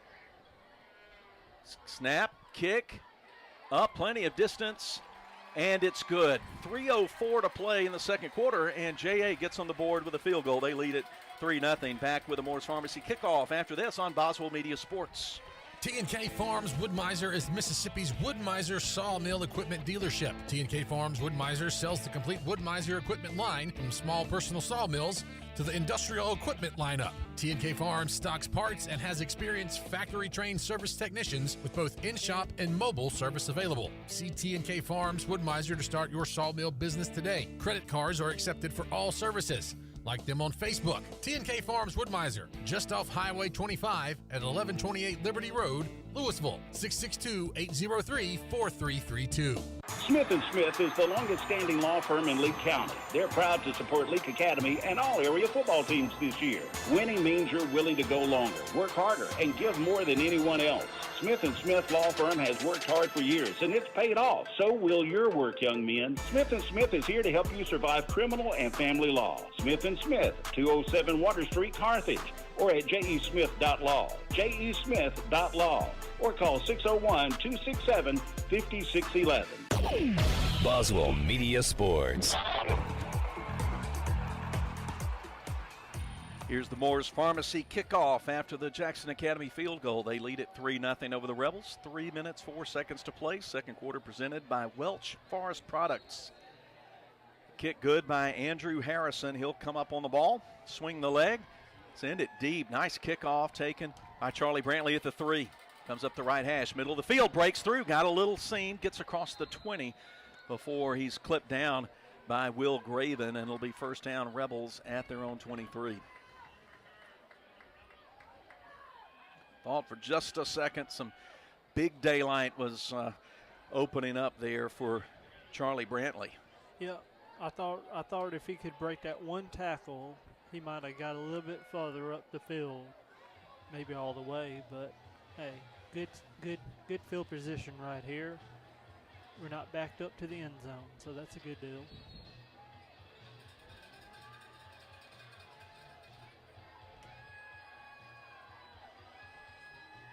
Rebels will come to the line of scrimmage, put 2 wide receivers out to each side, under 3 minutes to play. 3-0, J.A. in front.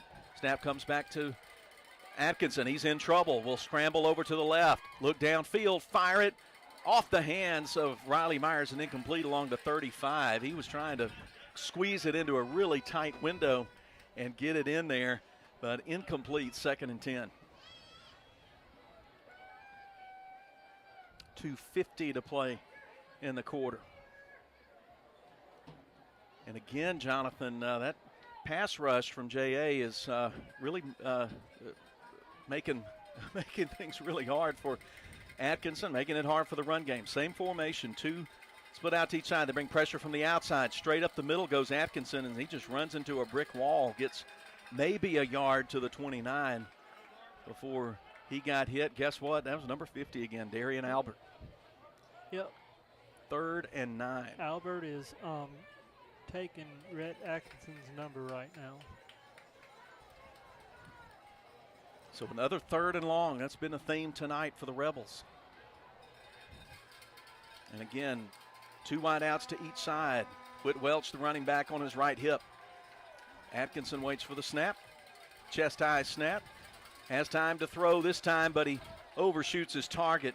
Myers running a crossing pattern, in pattern along the 35, incomplete, and the Rebels will once again have to punt. It has been a night of, first half, I should say, a frustration for the Leake offense, but defense has definitely kept the Rebels easily within striking distance. 3-0 is not something that can't be overcome with a big play. Merritt Nations for J.A. will get down to the 45 and wait the punt from Rhett Stovall. Rhett has kicked the ball well tonight in the first half. He stands at the 10. Another good snap, but the kick is partially blocked, and it'll come along, bounce inside the 30, and all of a sudden J.A. set up with a golden opportunity to score before halftime. I thought he was going to have a 4th good punt, but they jumped up, slapped it down. J.A.'s going to have perfect field position now. So, ball marked at the 27-yard line. Short field now for the Raiders. They'll bring their offense out. Ball on the left hash, 2 wide outs to the right and 2 to the left. Amarian Ellis, the running back. Rebels look like they're going to may play a little zone defense here. Clayton White wants to throw, fires it right side, but outside the reach of Merritt Nations, incomplete, 2nd and 10. Remember to stay with us for the Wendy's halftime because we're going to have a good time at the Wendy's halftime. We're going to, I don't know, we'll talk about some scores, we'll talk about some stats, and we're going to talk to Grace Maxey at halftime. She's made her way up here already. She didn't want to be late for a major interview. And she says the air conditioner feels great too. 2nd and 10. 3 wide outs to the wide side of the field to the right. Play action. Rolling out is White. He's at the seam looking and then just throws it into the sideline, incomplete over the head of Rhodes Robinson, who was the nearest receiver. It'll be now 3rd and 10. Good coverage there on the Rebels. Yeah, I couldn't see who that was who got to the quarterback, but hey, I'm glad he did. Swatted the ball away. 3rd down. I mentioned early the Starkville game, they liked rolling White out right and left, let him look downfield, buy him a little time, move the pocket, but the Rebels still had good pursuit.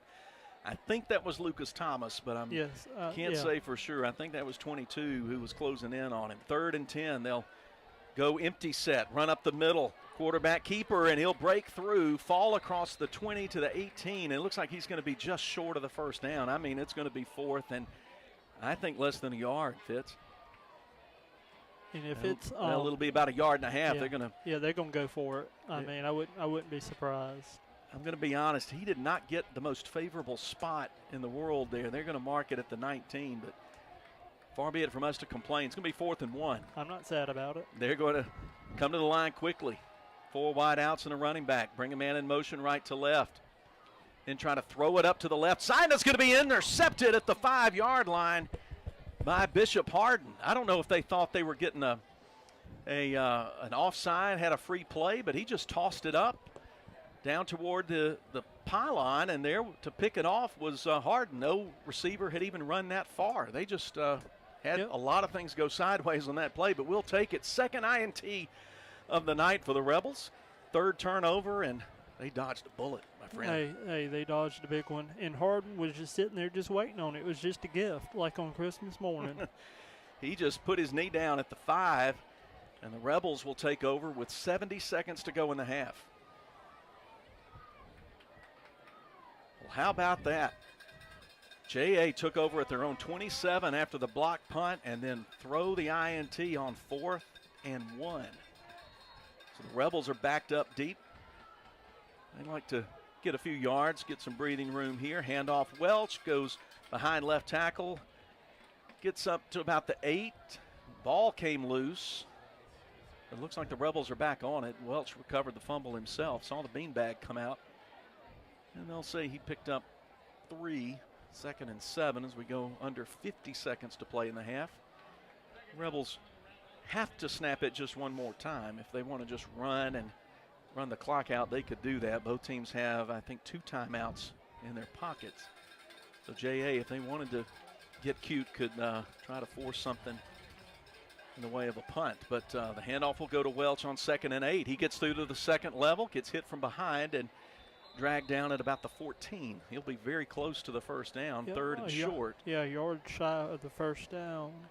The Rebels don't have to snap it again if they don't want to, and I got the feeling they don't really want to, and JA seems to content to let the Rebels run out the half. So that'll do it at the half. Jackson Academy 3, Leake Academy nothing. We'll take this break and come back with the Wendy's the Wendy's halftime, and bring you more football after the Wendy's halftime. So stay with us as Leake Academy football continues from Boswell Media Sports.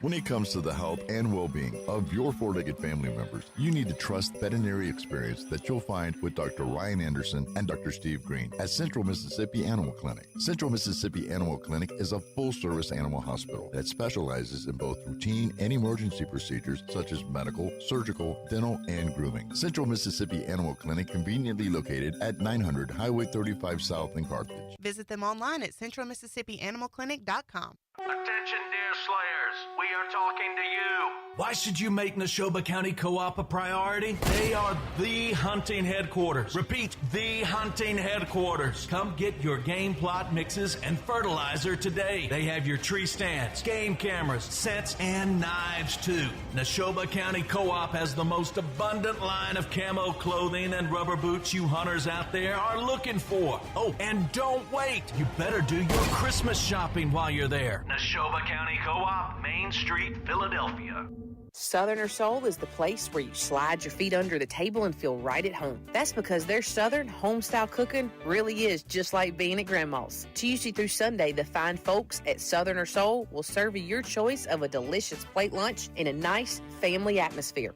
For the salad lovers, they have a fresh salad bar with all the fixins. It's Southern Soul, just like Grandma used to make it. Highway 16, Carthage. Total Pain Care is pleased to announce the addition of a full-time pain management clinic in Philadelphia. This location allows Dr. Pearson and Dr. Martin, along with Sam Kratzer, nurse practitioner, to better serve Neshoba County and surrounding areas. Our mission has always been to reduce suffering, increase function, and promote independence for our patients. For more information, visit our website at totalpaincare.org and call us today. We are located in the Medical Arts Clinic in front of Neshoba General Hospital. Total Pain Care, better quality of life, closer to home. Your kid's graduation, we were there. Your summer barbecue, we were there. That Christmas you burnt the turkey. Yep, we were there. 2 hours after the storm hit, you bet we were there. At South Group Cox Agency, we provide the coverage you can count on when you don't need us, and those times that you do. Coverage that's always there. South Group Cox Agency. Babe, you know you're not a spring chicken anymore. And what's your point? You know you'd fit in real well at QC Supply. QC Supply already has a friendly and knowledgeable staff of professionals. Plus, they carry a variety of poultry equipment, parts for new houses, retrofits too. See, you know all of that, but you still forgot the most important qualification. And that would be? You've always been a real chick magnet, and that'll make things easier on you. How does chicks flocking to me make my life easier? Because you can only go so fast with your walker. QC Supply, your one-stop shop for everything poultry, located at 2633 Highway 35 South in Forest. Dr. Brooke Bobo and his staff at Carthage Veterinary Clinic wish you and your animals the very best. They treat all animals, large or small, with the care you would want for a member of your family. Carthage Veterinary Clinic provide for your sick or injured animals and also offer grooming and boarding as well. Located on Highway 16, Carthage Veterinary Clinic is open Monday, Tuesday, Thursday, and Friday from 7:30 until 5:30, and Wednesday and Saturday from 7:30 till noon. Before you begin those do-it-yourself projects outside your home or business, be sure you know where your underground utilities are located. Always call before you dig. One easy phone call to 811 can protect you from injury and expense. Plus, it's the law in Mississippi. Make the call and avoid serious or fatal injury. For more electrical safety tips, contact Central Electric Power Association, serving you since 1937, an equal opportunity provider and employer. Boswell Media Sports.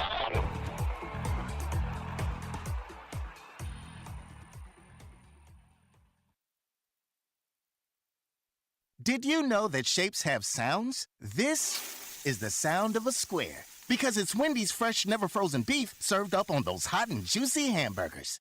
And this is the sound of a circle. Not the Arctic Circle, but a circle of frozen beef that's flash frozen somewhere else. And this is the sound of a triangle. Anyway, when you want hot and juicy hamburgers, go for the square at Wendy's. Choose wisely. Choose Wendy's hot and juicy hamburgers. Fresh beef available in the contiguous U.S., Alaska, and Canada. Dr. Craig Martin, family and staff are proud supporters of Leake Academy football. Good luck this season. Today, I will do what others won't, so tomorrow I can accomplish what others can't. Dr. Martin and his professional staff look forward to serving you in general dentistry. Dr. Craig Martin, General Dentistry and Facial Aesthetics, 1001 East Main Street, Philadelphia. Boswell Media Sports. All right, after that break, we get you back to the Brickyard. Philip Palmertree and Jonathan Fitzhugh with you as we're at halftime. Wendy's halftime underway. Our score, Jackson Academy 3 and Leake Academy nothing. Jonathan Fitzhugh will be back with us in just a little bit to tell you about the first half, and we'll preview the second half, and I'll also check the scoreboard.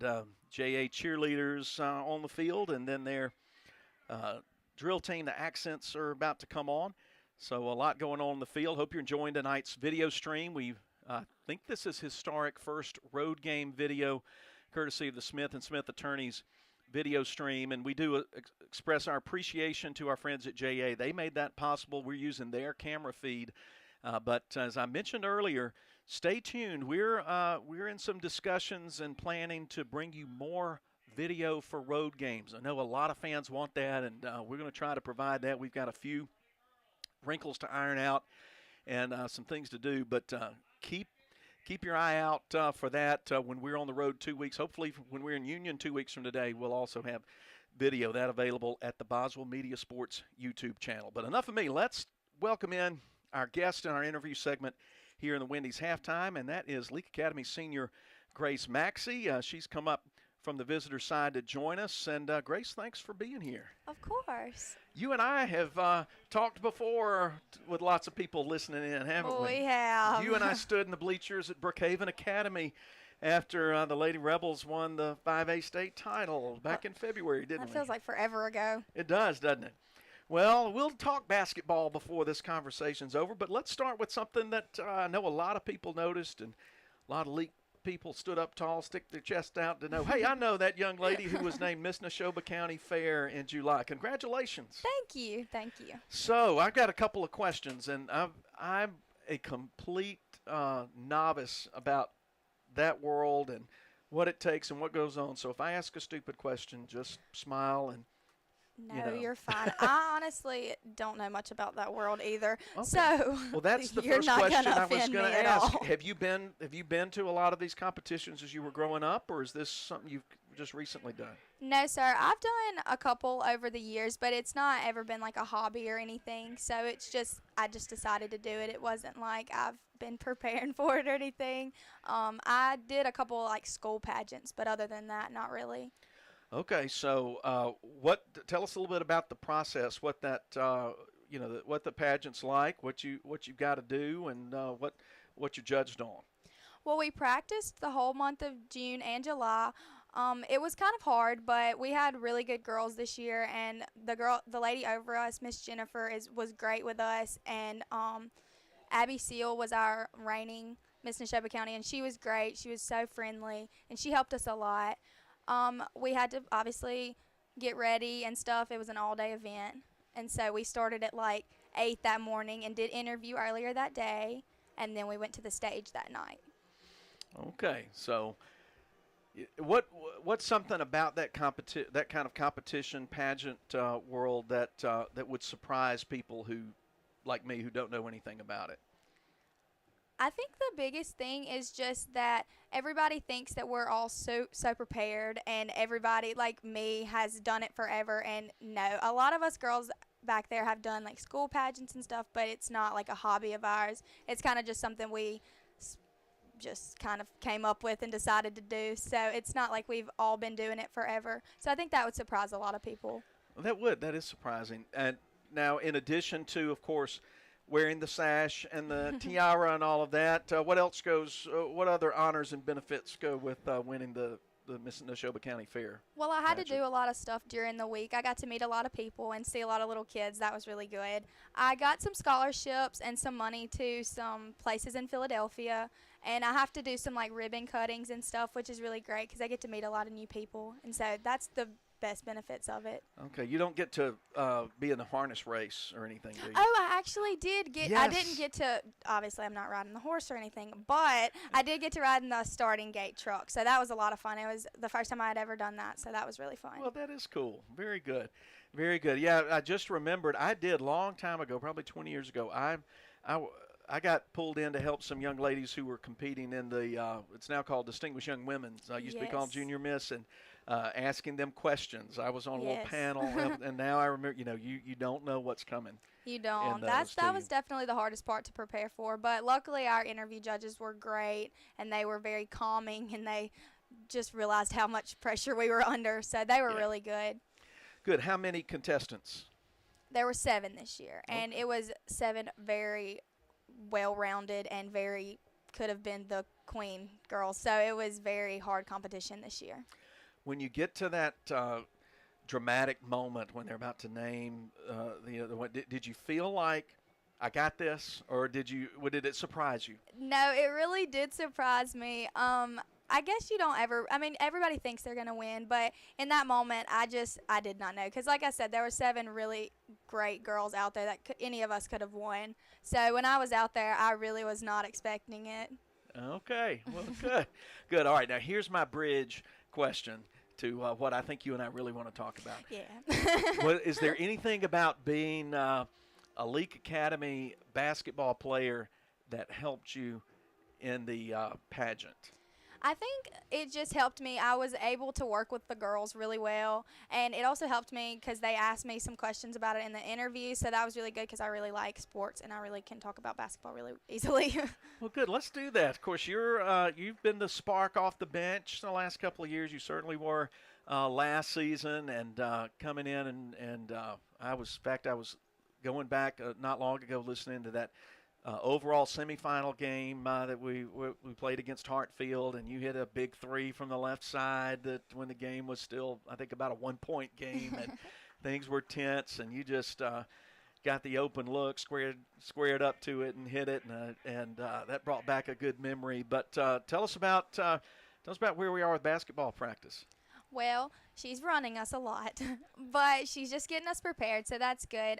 Miriam is about to be able to come back and play with us. We just don't really feel like a team without her because, I mean, she's our leader, and so we need her out there. But it's about the same as it's always been. She's had us on go since school, well, it's the summer, but since school started, we've run a lot. We've learned a lot of new stuff, and we're just keeping pushing on until the season starts. Okay, good. And y'all, I saw some footage. Y'all were back at the first of the summer. We're over at the University of Alabama and also at Ole Miss, right, at some camps, right? Yes, sir. Good. What's that experience like? Is it just sort of you running from one thing to the next, or is it It's a running from one thing to the next for sure. It's also really good because we get to play a lot of public schools that we don't get to see during the season, and it's just really good competition. It's definitely a different atmosphere, so it's really good for us to just kind of branch out and get to do stuff like that. Okay, good. Well, we're expecting big things out of the Lady Rebels, bringing back not only all 5 starters, we're bringing back the 6 off the bench, number 2. She's number 2 in the program, but she's number 1 in your heart, Grace Maxey. Grace, what are you going to do after graduation? You got senior year coming up. Do you have a plan, or are you still looking at different options? I'm still looking at a couple different options, but I'm definitely going to go to Starkville, whether it be to the junior college or to Mississippi State, but I'm planning on going there and then getting into medical school, and I'm going to be a dermatologist. Good. That's a good direction to go in. And a good field to go in. So good. I thought we might have a dramatic announcement, a commitment announcement here on this halftime show, but you're telling me not quite yet. Well, I've had a couple of talk-tos, but nothing like that yet. No dramatic announcements. No dramatic. Okay. Well, that'll come in due time. Well, you are really kind to come up here and talk to us. I know the Leake Academy fan base loves you and is proud of you, and really is very happy to hear a little bit about your story. And again, congratulations. Hope your senior year is a good one and a lot of fun. You. And can't wait till we toss that basketball in the air in just a few weeks. I can't wait. I know.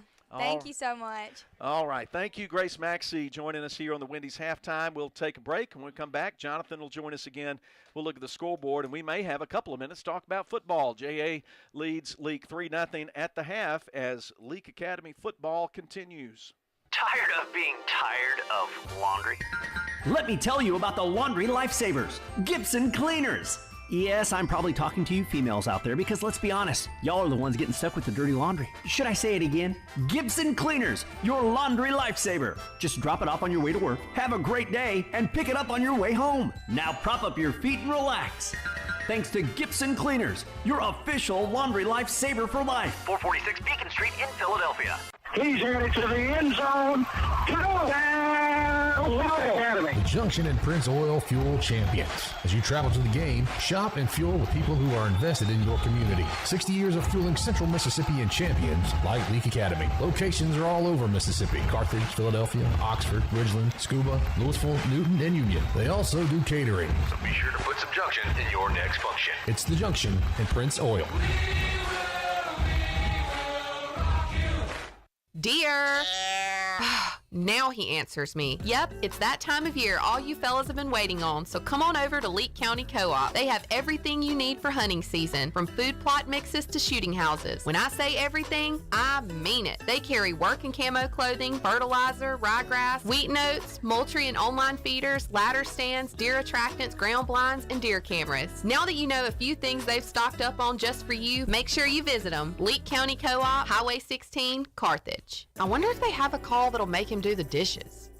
Babe, you know you're not a spring chicken anymore. And what's your point? You know you'd fit in real well at QC Supply. QC Supply already has a friendly and knowledgeable staff of professionals. Plus, they carry a variety of poultry equipment, parts for new houses, retrofits too. See, you know all of that, but you still forgot the most important qualification. And that would be? You've always been a real chick magnet, and that'll make things easier on you. How does chicks flocking to me make my life easier? Because you can only go so fast with your walker. QC Supply, your one-stop shop for everything poultry, located at 2633 Highway 35 South in Forest. Boswell Media Sports.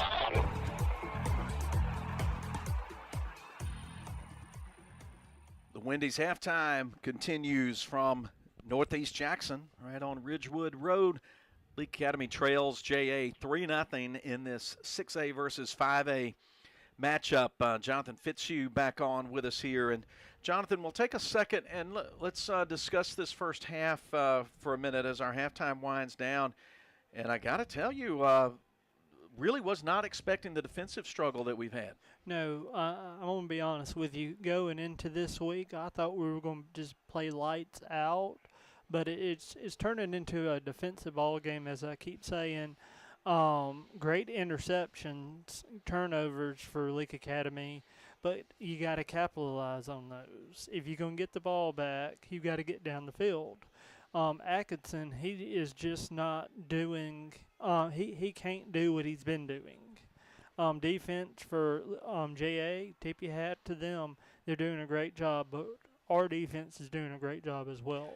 Yeah, both defenses playing very well in this first half, and as Jonathan mentioned, 3 turnovers by the Rebel defense. They got an interception from Riley Myers on the opening drive of the the first half, and then on the second possession, JA drives down inside the Rebel 25, inside the 20 actually, and then a fumble recovery by Dylan Jones gave the Rebels the ball back, but LA hadn't been able to do anything with that, and then late in the half, after a blocked punt, set up JA at their own 20, at the Rebel 27, 4th and 1 play. Something went awry, and they throw the ball up toward the corner, toward the end zone, and the only person back there is wearing white instead of navy, and that was Bishop Harden. He picked off the pass at the 5 and gave the Rebels the ball back where they ran out the half. But in between, as Jonathan said, Rebel offensive line has not been able to handle that Raider front.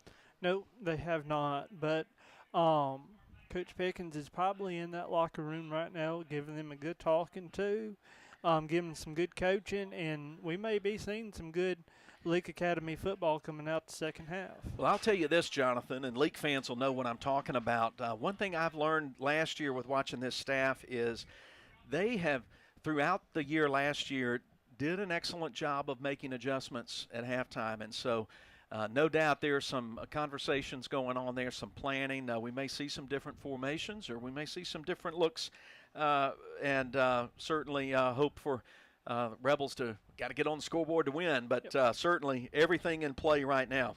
Well, let's take a quick look at the scoreboard as Wendy's halftime rolls on here from Jackson. First quarter, Kosciuszko leads Yazoo County 14-0. Madison Central up big, second quarter over West Jones, 22-6. Leake Central and Kemper County, I think they're playing tomorrow at East Central Community College. I'm going to look that up, but check. Clarkdale, 1A game leading Ethel 7-0 first quarter. Looking for some MAIS scores here. and I'm not seeing much in the way of updates. Almost everything I look at says 0-0 in the first quarter, but we're taking a quick second look at that, and we'll try to follow some of the action here from the Brickyard. But right now we're going to, as teams are out of the locker room, JA's come to their near sideline. The Rebels have just come out of the locker room, and the officials, I'm going to suspect, may put a couple more minutes on the clock, and as soon as I see that they do that and that we're not about to start the second half, we're going to take our final break here as the Wendy's halftime rolls on. Yeah, they've added 3 minutes, so we'll come back and wrap this up and get you ready for the third quarter. Leake trails JA 3-0 at the half. Back with more Rebel football after this. When it comes to the health and well-being of your four-legged family members, you need to trust veterinary experience that you'll find with Dr. Ryan Anderson and Dr. Steve Green at Central Mississippi Animal Clinic. Central Mississippi Animal Clinic is a full-service animal hospital that specializes in both routine and emergency procedures such as medical, surgical, dental, and grooming. Central Mississippi Animal Clinic conveniently located at 900 Highway 35 South in Carthage. Visit them online at centralmississippianimalclinic.com. Total Pain Care is pleased to announce the addition of a full-time pain management clinic in Philadelphia. This location allows Dr. Pearson and Dr. Martin, along with Sam Kratzer, nurse practitioner, to better serve Neshoba County and surrounding areas. Our mission has always been to reduce suffering. Your kid's graduation, we were there. Your summer barbecue, we were there. That Christmas you burnt the turkey. Yep, we were there. 2 hours after the storm hit, you bet we were there. At South Group Cox Agency, we provide the coverage you can count on when you don't need us, and those times that you do. Coverage that's always there. South Group Cox Agency. If you want to get the best in sportswear and gear, check out In Sports. In Sports, just off the square in Philadelphia, offers screen printing with personalized jerseys, t-shirts, and fan wear to support your favorite team. In Sports also has customizable vinyl gear for spring sports like baseball and softball, as well as plaques and trophies. Looking for sports equipment? In Sports has that too. In Sports believes in giving the best possible customer service with in-town deliveries. Get ready for this sports season with In Sports, just off the square in Philadelphia. Boswell Media Sports. We're about to get the third quarter underway. Philip Palmertree and Jonathan Fitzhugh from Jackson, Mississippi. Rebels and the Raiders. Rebels will be getting the ball to start the half. Found a couple of more scores that we can pass along to you. Still haven't found any MAIS scores, but we'll keep looking. I've got the app loaded up now. All I'm seeing are MHSAA scores. Not that there's anything wrong with that, but we want to keep track of some of our district opponents and games there, and the app's not helping us right now. But we'll check it along third quarter and try to keep you posted on that. I want to remind you about Boswell Media Sports Weekly Pick'em Contest, Kicks Picks. It's back on Kicks96news.com. The deadline is Fridays at 6 o'clock, and you make your picks each week. If you're the winner, you get a gift certificate for Southern or Soul in Carthage, the official Football Friday food stop, and the season winner gets a Bayou Classic ceramic cooker from Ozark Ag in Carthage. So play the free, fun Kicks Picks. Ready to start the second half. Andrew Harrison is ready to kick off from right to left for JA and Navy helmets, Navy jerseys, white pants. LA in Navy hats, white jerseys, white pants. He puts an end over end kick deep, taken by Bishop Harden at the 7. He's going to look, bump into his own man, but come to the outside, 25-30. He's got a lane, and he's going to be forced out around the 40, 45-yard line. Actually, they're going to say he stepped out at the 37. So he must have tapped the paint right there with his right foot. So I didn't see that. I thought he got past the 45, but hey. But still, good return. Very, very good. And that every great special teams play can sometimes be the ignition for something bigger. Rebels hoping to do that, putting Charlie Brantley out wide to the left on 1st and 10. Riley Myers in the slot with Welch. Pistol set behind Atkinson. High snap, handoff. Welch, he will try to pick his way forward and just drive the pile to the 40. Gets 3 on first down. 2nd and 7 coming up. A lot of blue jerseys in there to stack him up. We'll credit Parker Halford with the tackle. He's got a sack in tonight's game. I believe the Rebels have sacked Brent Atkinson twice tonight. They have. 2nd down, 7. All about the middle of the playing field from the 40-yard line. Atkinson wants to throw. Deep ball left side. Pulled down at the 40 by Myers, and he drags a guy up the sideline near the 35. Say he stepped out at the 37-yard line. That's a gain of 23 on the play, and a Central Mississippi Animal Clinic first down for the Rebels. Great jump play right there. He jumped up, got the ball, held on to it. Hey, first down. Threw it into the far sideline, and big 6'2", Riley Myers pulled it down. Now they flip the receivers over to the right side. Myers on the inside, Brantley on the outside. 1st and 10 Rebels. Aiden Watkins, the H-back on the right side. Handoff, Welch. He gets a little space, barrels ahead, bangs to the 33. That's 4 on 1st down, 2nd and 6. 1 minute deep into the 3rd quarter. JA 3, Leake Academy nothing. Ball on the left hash, and Atkinson and Welch, everybody looking back into the far sideline. Cody Burns waving his arm, sending the signal in. Plenty of time on the play clock, 15. Same formation. Fake on the handoff. Pass on the way toward the end zone. Myers is there, and he's got it! That's 6 for the Rebels. Atkinson to Myers. The Rebels take the lead on the QC Supply touchdown. That is looking very familiar right there from last week. Great pass by Atkinson. Great catch. Hey, we needed that right there. And what did I tell you, Jonathan, about adjustments? They took advantage of man-to-man coverage, Myers against a smaller defensive back, and it paid off for a first down when they needed it, and then it paid off for a touchdown right there from 33 yards away. Here's the extra point. Matthew Nowell ready to kick it. Snap back, hold down, kick is up. And he missed it off to the left, no good. 10:31 to go in the 3rd quarter, but the Rebels are in front. They lead JA 6-3. Back in 60 seconds with more Leake Academy football from Boswell Media Sports. If spending days looking for a top dollar for your timber has left you feeling like you're barking up the wrong tree, then I would listen closely. Welch Forest Products in Union does it better than anyone and with the least possible damage to your property. Whether it's management, forestry care, pine plantation, thinning, or site prep, the last number you'll dial is 601-774-8200. They buy land with or without timber too. Call Bo Welch now at Welch Forest Products today. 601-774-8200. He's headed to the end zone. The Junction and Prince Oil Fuel Champions. As you travel to the game, shop and fuel with people who are invested in your community. 60 years of fueling Central Mississippi and champions like Leake Academy. Locations are all over Mississippi. Carthage, Philadelphia, Oxford, Ridgeland, Scuba, Louisville, Newton, and Union. They also do catering. So be sure to put some Junction in your next function. It's the Junction and Prince Oil.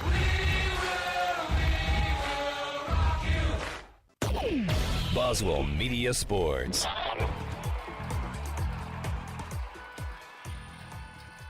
And the Morris Pharmacy kickoff looked like that happened while I was adjusting the levels here. No, it wasn't. Okay, I thought we'd missed. Yeah, let's see what happened. We missed the play. It looks like the Rebels kicked it, and it was recovered at the 50-yard line by J.A. So I don't know if they tried an onside kick or what. Did you see it, Jonathan? I did not. I was adjusting my scorecard. I'm sorry. We got to have some eyes on the field. Anyway, 1st and 10 from the 50. Handoff. Good gain on first down for Amarian Ellis to the 47-yard line. Those of you who are watching saw. And gain of 6. And, boy, J.A. wants to move quickly. 2 men out to the right. Pistol set. Snap to White. Hands off to Ellis. He's got the first down. Still staying upright across the right hash up to the 36, maybe the 35-yard line. And that's a really nice gain on second down. It gives them a fresh set on this first possession of the 3rd quarter. Leake leading 6-3. You're playing fast tempo right now. Defense has to slow them down immediately. 1st and 10. Wide out to each side. H back to the left. Handoff Ellis, and he's hit in the backfield. It was Jared Sims knocking him back for a loss, back at the 39-yard line, -3 on the play. And that's how you stop the fast tempo. Get to the running back. Knock him down at the line of scrimmage. Hey, stops it every time. A big senior, Jared Sims, with the TFL back at the 39, 2nd and 13. Almost back to the 40. They'll put the H-back and the tight end over on the right side. Wide out, left and right. White looks for the man to hand it off to, and that one's going nowhere. The Rebels swarm him back at the 43-yard line. Another loss 4 on that play. The Rebels had a play go wrong like that in the first quarter. Quarterback turns to the right, back goes to the left. He sort of spun around and handed it to Ellis, and there was Sims. There was Jake Adams getting in there, making the tackle.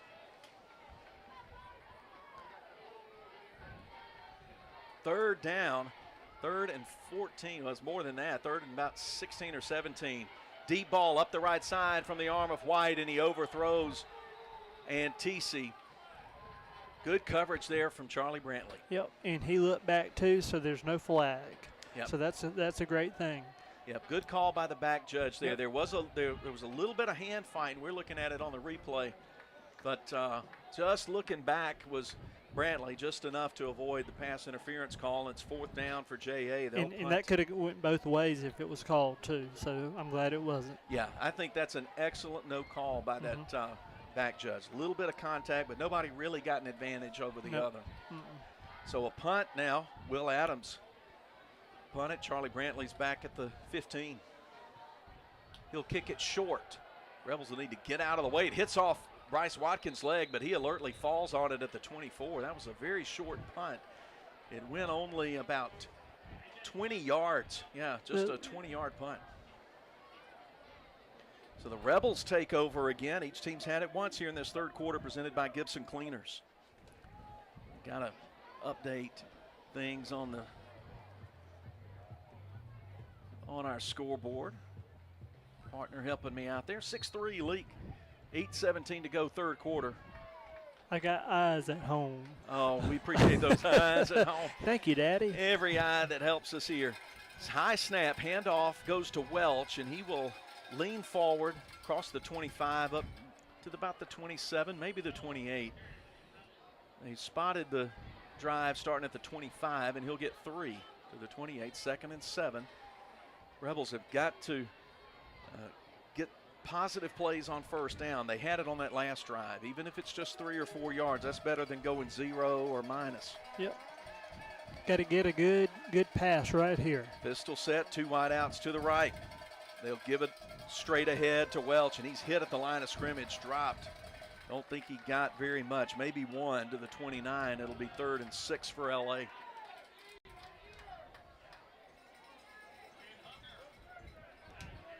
Third down, 6. They're figuring out the run. So they just need to figure out a good pass option right here. Try to get the first down, maybe a little bit more. The big receivers come into the game. Ben Jackson and Riley Myers to replace Weaver and Brantley. I see Brantley's now split out to the left. Atkins looking to his right. Pressure coming. He's wrapped up, spins loose, stays up, back to the 10. Looking downfield, trying to throw it. Throws it in the direction of Riley Myers into the near sideline. The home crowd wants intentional grounding, but I don't think that's going to be the call here. No, He was outside the tackle box for one thing. Yep. So that will go as an incomplete pass, and it will force the punt. Red Stovall coming out, and for some reason Coach Burns coming out there as well. We've got an injured Rebel down, way down on the far side, and that may, well, I'm not going to say who it may be, but before I see a positive ID on it. But David Jones, the trainer, and Corey Burns are coming over on the near sideline to the 10. Rebel there on his back. Clock stopped with 7:01 to go third quarter. Leake leads JA 6-3. I don't know who went down. I just couldn't see. They are looking at the injured Rebel in the out-of-bounds area along the 10. I think there's only one person that I'm going to go ahead and say that's Rhett Atkinson who's down. He's the only player who could have been back there, but he's up on his feet. Hey. And he is walking slowly, but without any assistance. A across the field, so that's a very good sign. Hey, strong young man. He says, hey, I want to play football. I ain't going to get down. Let's roll. Give me the ball. Let's go. He took a big lick there, but he is walking. Got a little bit of a limp with that right leg. But how, he did so good getting out of that tackle.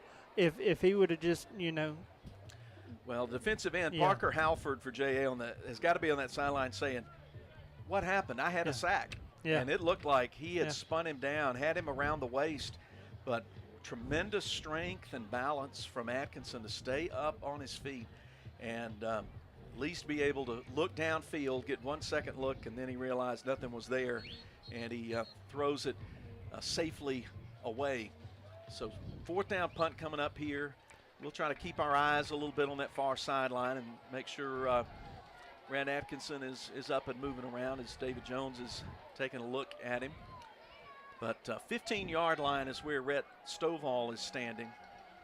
Give him a little water. He'll be all right. So no block here. Clean punt. Twin receivers standing back at the 40. His last punt was blocked. Gets this one away cleanly. High end over end kick. A little bit short. Going to bounce about midfield, but take a good Rebel bounce inside the 40, 35. And it'll be down in the neighborhood of the 30. And that's another tremendous punt from Rhett Stovall tonight. He's getting some love as he comes to the far sideline. And well-deserved. 6 minutes, 47 seconds to play.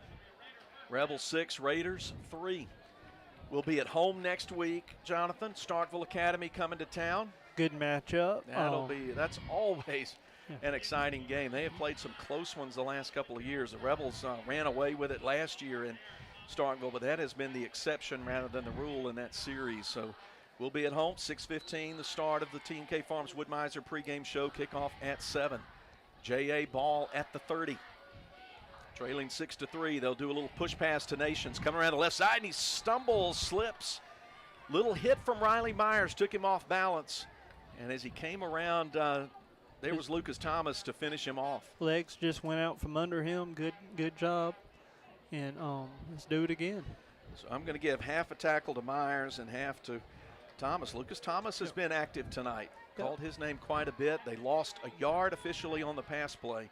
That's that play where the receiver comes from the outside, looks like he's going to get a handoff, but the ball's actually tossed about a foot forward. Second and, oh no, they lost 5 on the play, excuse me. And they throw it into the numbers on the far sideline, incomplete at the feet of Nations. Pressure was coming from Jake Adams there on the quarterback, White, and Rebels had good coverage too, playing zone. Yep, great coverage. Great stop right there. Let's get another one right here on 3rd and 15. So 3rd and 15, really more like 16. The ball's back at the 24. They have to get right to the painted line on the 40 for the first down. 4-man front for LA, 3 linebackers. Let's get another turnover. White's going to roll out to the right. Now look back to the left. They're going to throw a little screen in there to stop it is Bryce Watkins for a loss of 4 back to the 20. And that is some smart play. Good job by the senior linebacker, Watkins, staying at home.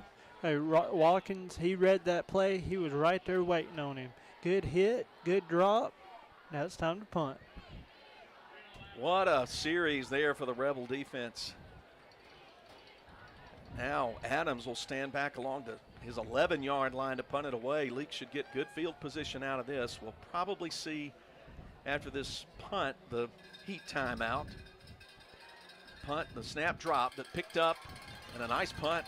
Good air time, hit at the 35. Going to take a tremendous bounce for JA. Down inside the 20. They'll down it at about the 16. Good punt for JA. They flip the field position right there. We'll confirm whether we've got the heat timeout or not. They should be taking it here. 5:43 to play, 3rd quarter.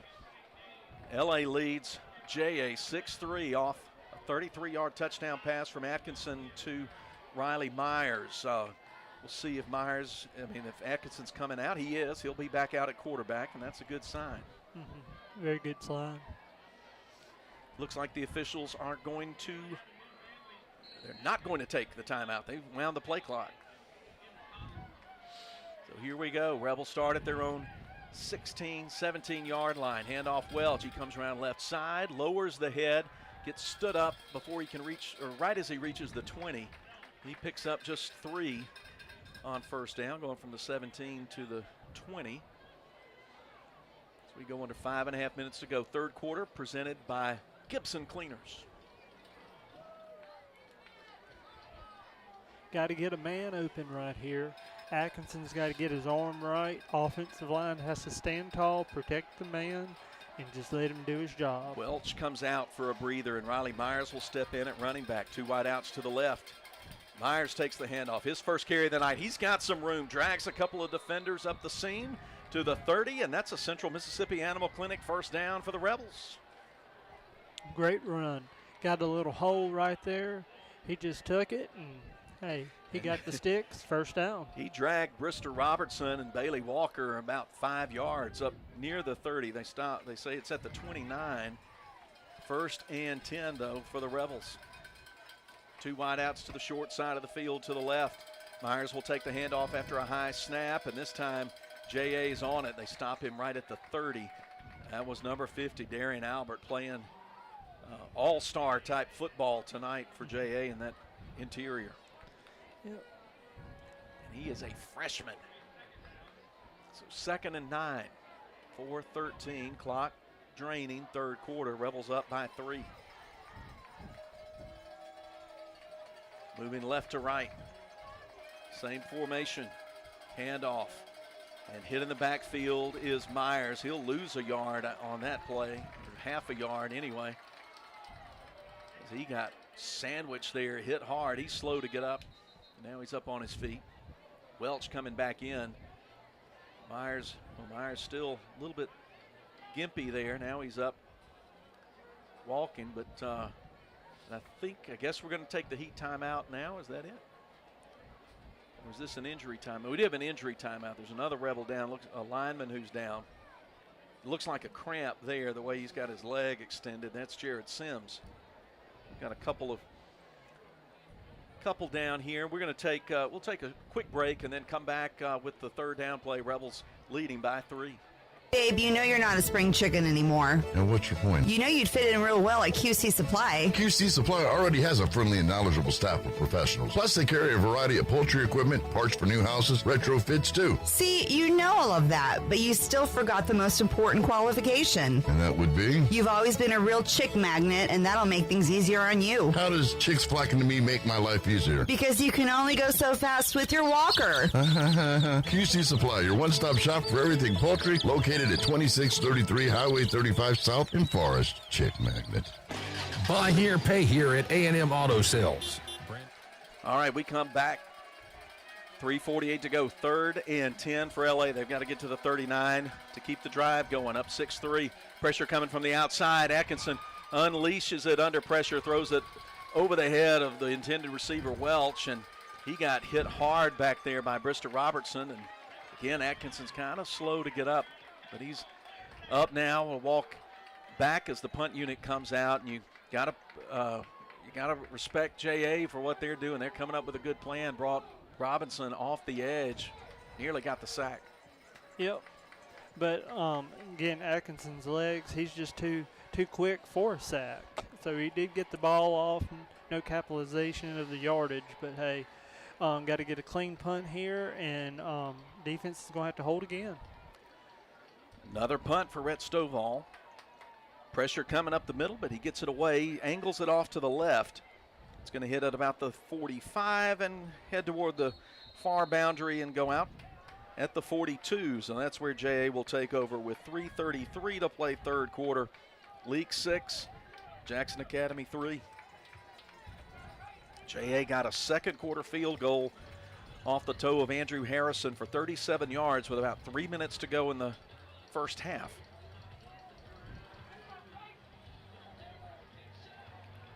So defense has come up pretty good the last time they were out on the field. They just need to hold, make a couple of plays, get the ball back, and we just gotta capitalize right here on defense. Whoever wins this ball game, I think, is going to say they gutted it out. There's a toss to Ellis. Cuts back. He breaks into the open field, and he is in a foot race headed to the end zone, and he's going to go 58 yards for a JA touchdown, and they retake the lead. I mean, you really can't be mad at that. Great fastness for him, but defense just failed on that one. But hey. Yeah, the flow of the play was going to the left, and he did a good job cutting back, angled back toward the middle of the field, and all of a sudden he had nothing but plastic in front, green plastic in front of him. Here's Harrison on to kick the point after. He's ready. Snap, hold, kick is up, and it's good. 3:21 to play in the third quarter. Jackson Academy's gone in front 10-6. We'll be back with the Moore's Pharmacy kickoff as Leake Academy football continues. Buy here, pay here at A&M Auto Sales. Brand new utility trailers, 6.5 by 14-foot tandem trailers, all the way up to 22-foot equipment haulers. You can rent to own with 0 down, no credit check, and 24 months same as cash. A&M Auto Sales. You heard it right. Open Monday through Friday, 8:30 to 5. A&M Auto Sales. Follow them on Facebook or stop by their location in person at 271 West Beacon Street in Philadelphia. That's 271 West Beacon Street, Philadelphia. Attention, deer slayers. We are talking to you. Why should you make Neshoba County Co-op a priority? They are the hunting headquarters. Repeat, the hunting headquarters. Come get your game plot mixes and fertilizer today. They have your tree stands, game cameras, sets, and knives too. Neshoba County Co-op has the most abundant line of camo clothing and rubber boots you hunters out there are looking for. Oh, and don't wait. You better do your Christmas shopping while you're there. Neshoba County Co-op, Main Street, Philadelphia. Boswell Media Sports. Here's JA's kickoff after the touchdown. The Moore's Pharmacy kickoff going back to the 7-yard line, and Bishop Hardin will take it there. Cut from the right, back across the left, get to the corner, 20-25. Get hit on the leg, but stay up, get across near the 35 before he is forced out of bounds on the far side, and another good return for LA. And I thought they hit him late out of bounds myself, but apparently he did not, because I don't see the yellow flag. But great play, great run by Bishop Hardin. First down for LA. And they will have back at quarterback George Wilcox, the freshman, getting his first snap. 6 tall, 200-pound freshman. So he is forced in. Red Atkinson left each of the last 2 series with a limp. We'll see. Keep our eyes on back there. Handoff to Welch. He chugs forward to the 37-yard line on first down. That's a nice pickup of 5 yards, and that's a very healthy gain. 4.5, maybe 5. They mark him at the 37. Yeah, that'll be 2nd and 5. Wide receivers Weaver and Brantley out to the right. Tight end set to the left. H-back is Aiden Watkins to the right. Pistol set. Wilcox takes the snap, hands it to Welch, and he will push ahead, but get only about a yard to the 38. Be 3rd and 4 as we go under 2.5 minutes to play third quarter. Hope you're enjoying tonight's broadcast on the Smith & Smith Attorneys video stream, and they're also the audio stream presenters. Many of you listening on Cruisin' 98.3, the Cruisin' 98 mobile app, and there's always a live stream there when you click listen live at Cruisin' 98 at 6. You can get there at cruisin98news.com. But here's a big third down play for the Rebels, 3rd and 4. Wilcox looks to the sideline, 8 on the play clock. He's still looking back, telling his offensive lineman something. 3, 2, 1. The snap is mishandled. There's a diving on the ball at the 35. We'll see who has it. I think Wilcox got his big frame down on top of it at the 36. So third down play nearly results in a turnover, but that's another 3 and out for this JA defense. They lead at 10-6, and the Rebels will have to punt it back. Something went wrong with the snap.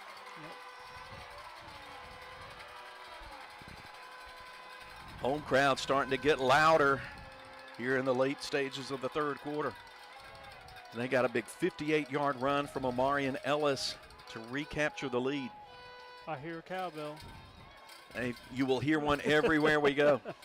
I love it. Snap back to Stovall, and he will put a nice low kick into the hands of Nations. He bobbles it at the 35, now comes upfield, hit by Lucas Thomas around the 43, 44-yard line, and that's where the Raiders will take over. But there's a late flag that came in. I think that's going to be a dead ball penalty. We haven't had many penalties tonight.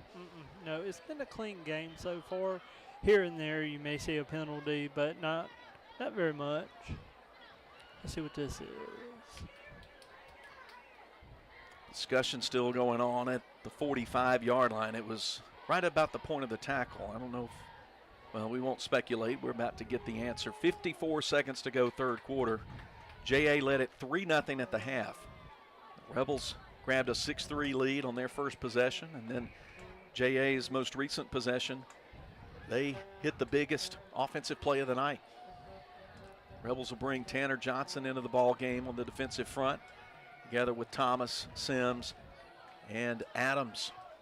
Officials still, okay, now they break up the conference. Dead ball foul, personal foul, unsportsmanlike against the Rebels. So that will give JA 15 more yards and start their drive in LA territory. I don't know who that would have been on. Yeah, it happened kind of behind the where the tackle was made. We had our view blocked of it. And a lot of times those dead ball fouls, sometimes it's something that's said instead of something that's done.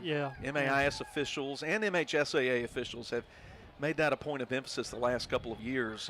Language as well as action is can be flagged. Yep, got to keep it clean.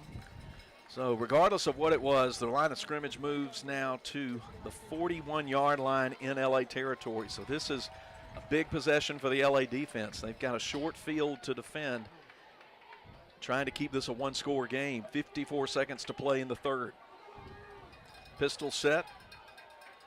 Archie, the running back, set behind White. Two wide outs to the left, and they've got an H-back tight end. No, they've got an H-back on the left and tight end on the right. We're still waiting for some things to be all settled. So after all that, here's this. Football. 1st and 10. Wide side of the field to the left. White confirms his signal with the sideline. Got plenty of time on the play clock. First down, handoff Archie, right side, gets hit from behind, won't get back to the line of scrimmage. Good job by the Rebels to swarm to that one. They got to it quickly. And guess who? Jared Sims leading the charge along with Dylan Jones and Jake Adams. I think Jake slowed down the runner for Jones and Sims. Yep, got to him, and that's what you got to do with Archie. You can't let him just bust on out. Defense is just going to have to just tighten up right here, get them far back in their own territory, and just play good football. Handoff on 2nd and 12. Archie's got nowhere to go. He gets to the line of scrimmage, and that is it. How about Camden Marble getting in there? Yep. No, that was Jake Brown. Excuse me, Jake Brown and Camden Marble. Yeah, there. I thought I saw 15 in there. They combine on the stop. No gain, and it's 3rd and 12. That'll be the last play of the third quarter. We'll come back and start the fourth. Jackson Academy leads Leake after 3, 10-6. Back with more Rebel football after this from Boswell Media Sports. Performance Therapy wants to help educate you on specialty therapies that could give you relief in just a few visits. Dry needling is a technique using dry needles without medication. They're inserted through the skin into areas of the muscle. It improves pain control and reduces muscle tension. They also offer aquatic therapy in Carthage. This can increase your flexibility, strength, and stamina while alleviating pain and speeding your recovery time. Performance Therapy. Comprehensive care. Hands-on treatment. Proven results. Philadelphia, Carthage, Canton, Brandon, Gluckstadt, McGee, Florence, Raymond, and Pelahatchie. Moore's Pharmacy always looks forward to seeing their customers, and they provide 4 locations for you: Carthage, Walnut Grove, Sebastopol, and Lena. They also provide services to make your life easier, such as the flavored medicine machine for your children, Pack My Meds, hormone replacement therapy, and compounding. They also take most insurances. Moore's Pharmacy, Carthage, Walnut Grove, Sebastopol, and Lena. Always the shortest wait time, fastest service, and lowest prices because they will price match for you. Follow them on Facebook. Moore's Pharmacy, your family hometown pharmacy. Boswell Media Sports. Let's start the fourth quarter, presented by the Neshoba County Co-op. Rebels trail 10-6 here at Jackson Academy. JA will go left to right, facing 3rd and 12. Big possession play right here. Rebels need the stop. 2 wide outs. The formation, play action. White with time. Fires deep up the right side. And will his man catch it? Looks like he's got it at about the 10. I think he was stepped out of bounds. Falling out of bounds. The catch is, well, no one's saying. No. Nope. They're going to say it was incomplete. Yeah, I thought so. That sure was close. Yeah. We get to see a replay that you don't get to see. But, boy, what an effort by DJ Watkins, the sophomore. Really laid out for that ball at the 10. We're watching it on the replay screen. And, yeah, he did not catch it. His feet were in bounds, but that ball hit the turf. He did not secure the ball. But ball was moving in his Brantley arms. was back there in coverage. But, yep, as Jonathan said, he was juggling it as he hit the ground. So that's great stop for the defense. Yeah. Great stop for the defense. JA will try to pin the Rebels deep in their own territory again. The Rebels have not had great field position tonight.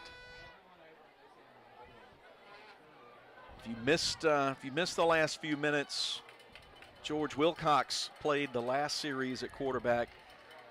Red Atkinson's banged up a little bit. He's walked off the field, but snap comes back to Adams. He punts. Lucas Thomas nearly blocked it. It's a short kick, and it takes a Rebel bounce at the 37-yard line. That punt, I think he got his hand on it. May have been. That punt went with the Rebel bounce only about 7 yards net. 11:46 to go, and the Rebels catch a break right there. And we'll see if the replay folks help us out and see what happened. It certainly had Thomas coming in. Sometimes you just don't get a good punt off, but it is Wilcox coming out as quarterback. I think I see Red Atkinson on the far sidelines with his shoulder pads off. I think that's Red I'm looking at about midfield. Some players in front of him now, but we'll keep an eye on that. Wilcox with Welch set to his right hip. 2 wide outs to each side. Rebels down by 4. Start of the fourth quarter. Wilcox, the play clock hasn't started yet. He takes a snap, wants to throw, gets hit from behind. Ball's on the carpet. We'll see what the call is, if that's an incomplete pass or a fumble. Looks like the officials are going to say it is a fumble, but that Wilcox recovered it. Yeah, his arm didn't go too far ahead of him, so, yeah, that's a fumble. But LA will keep it back to the 30-yard line. That's a loss of 7 on the play, on the sack. I think that's the 3rd Raider sack of a Rebel QB tonight. We're lucky to get that ball back. Yeah, a lot of things could have gone wrong there, and a good play by A.J. Parker, the linebacker on the blitz.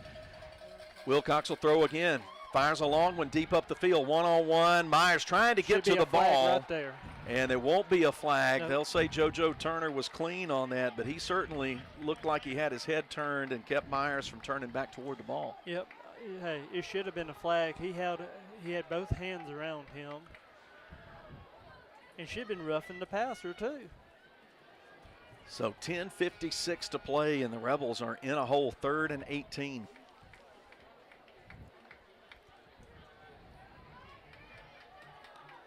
Wilcox and company get the signal from the sideline. 2 wide outs to each side. Brantley and Weaver to the left. They'll drop back to throw the screen underneath to Welch, but he won't get far past the 30. A very short gain up to the 32. And Wynn Hooker made the tackle to end that drive, and the Rebels go backwards and will have to punt with under 11 to play. Stovall again. He'll have to put some ice on his right foot, I'm afraid. He's had to kick so many times tonight. This Raider defense has been stout. I'm getting a message saying the punter should be getting player of the week. Watkins and Nations back to receive. Stovall gets a good snap. Gets another nice punt away Going to drive Nations back. He'll run away from it, hits the 30, the 25. Now he's going to scoop it up inside the 25, try to come the outside. 30, 35, gets a block to the 45, and gets wrestled down there, and a little late flag comes in, and maybe some more tacked on to that. I'm afraid so.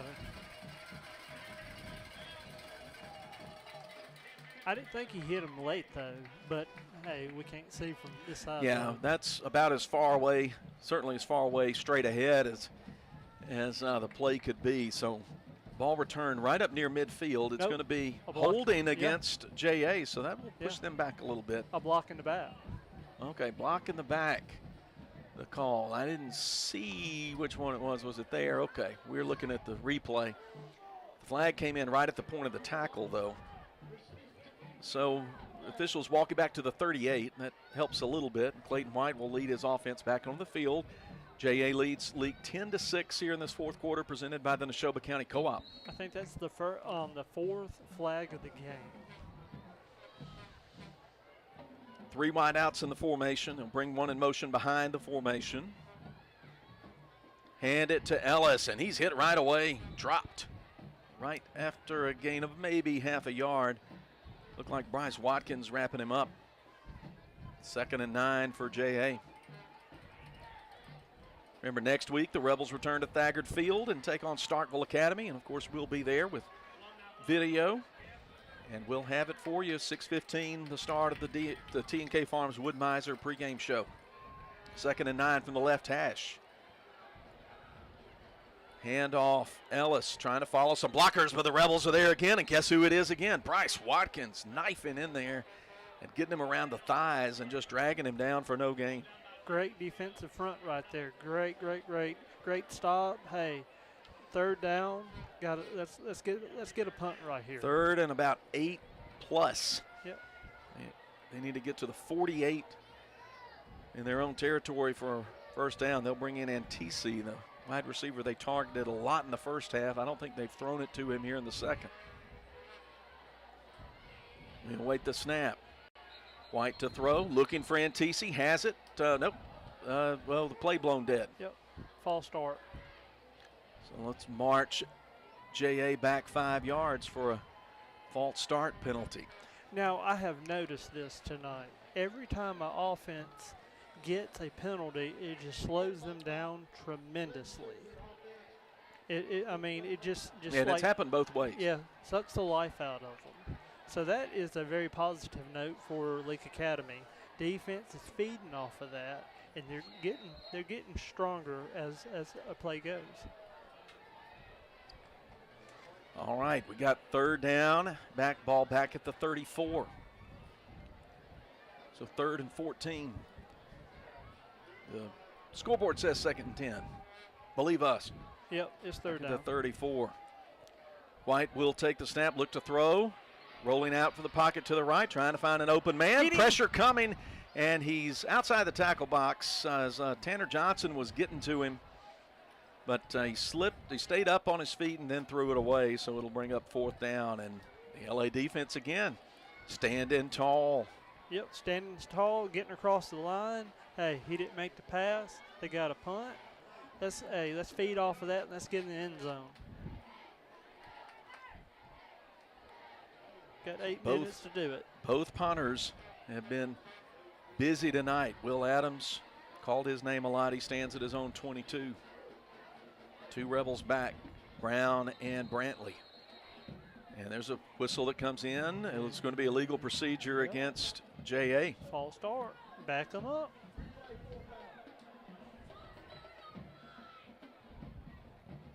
So back inside the 30 now.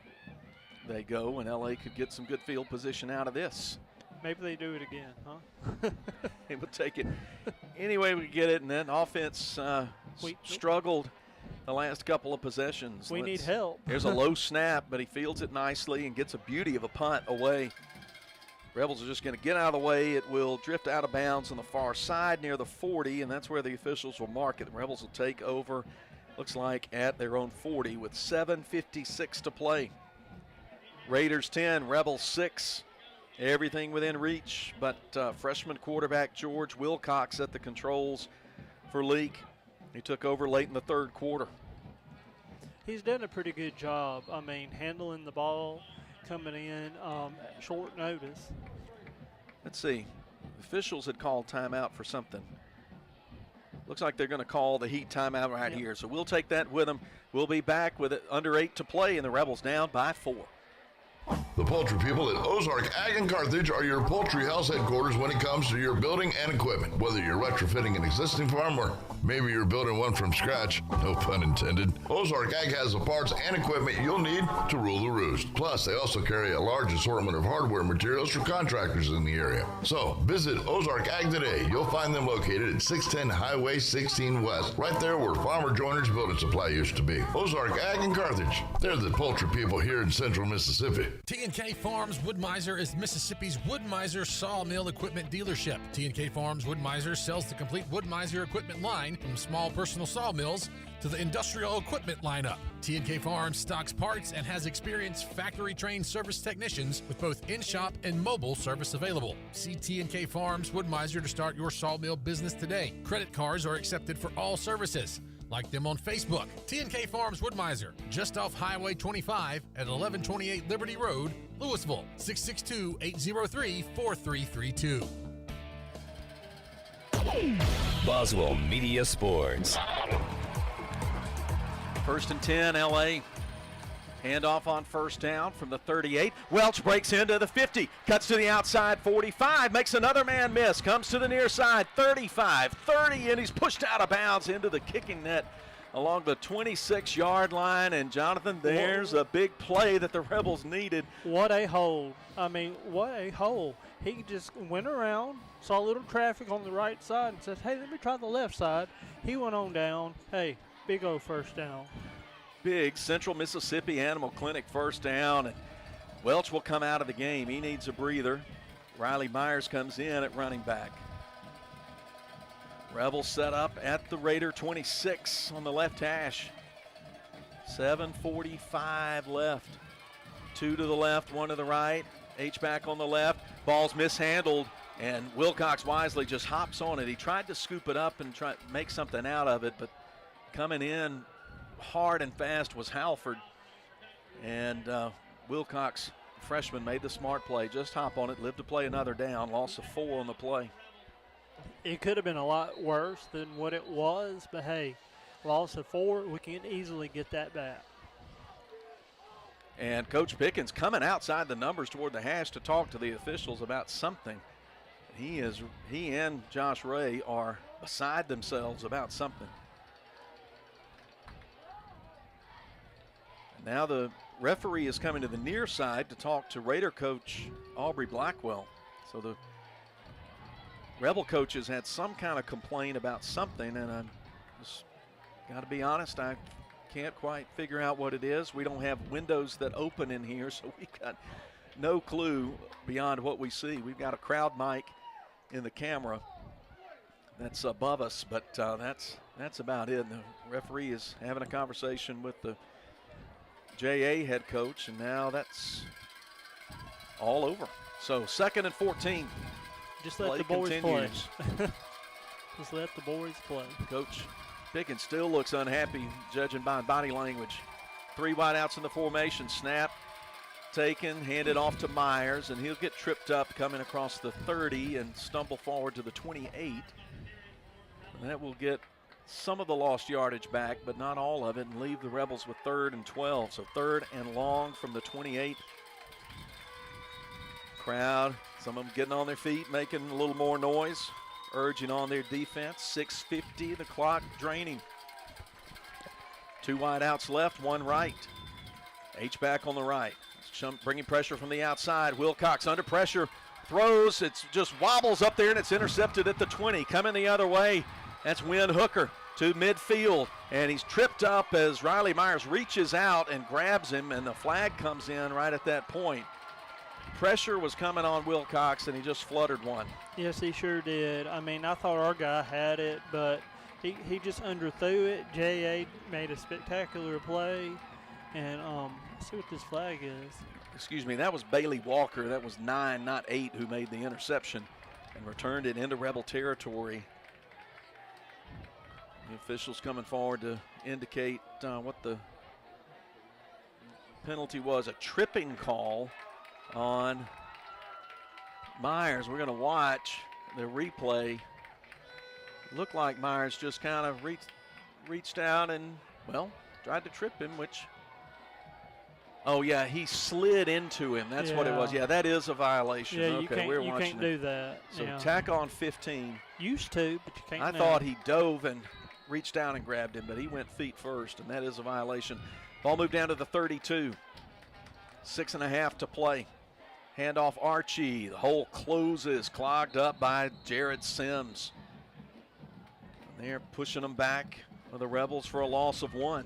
So Archie beat us first half. Let's just go ahead and say that. But right now our defense is figuring out what he can do, and we're pretty holding him right now. Got 6 tackles unofficially for Jared Sims. He's played well tonight, so has Riley Myers. Stay with us. The clock hits 0 for the Piggly Wiggly post game, but 6 minutes left with the midway point of the fourth quarter, 2nd and 11. Still a lot of game to be played, Philip. Raiders going left to right.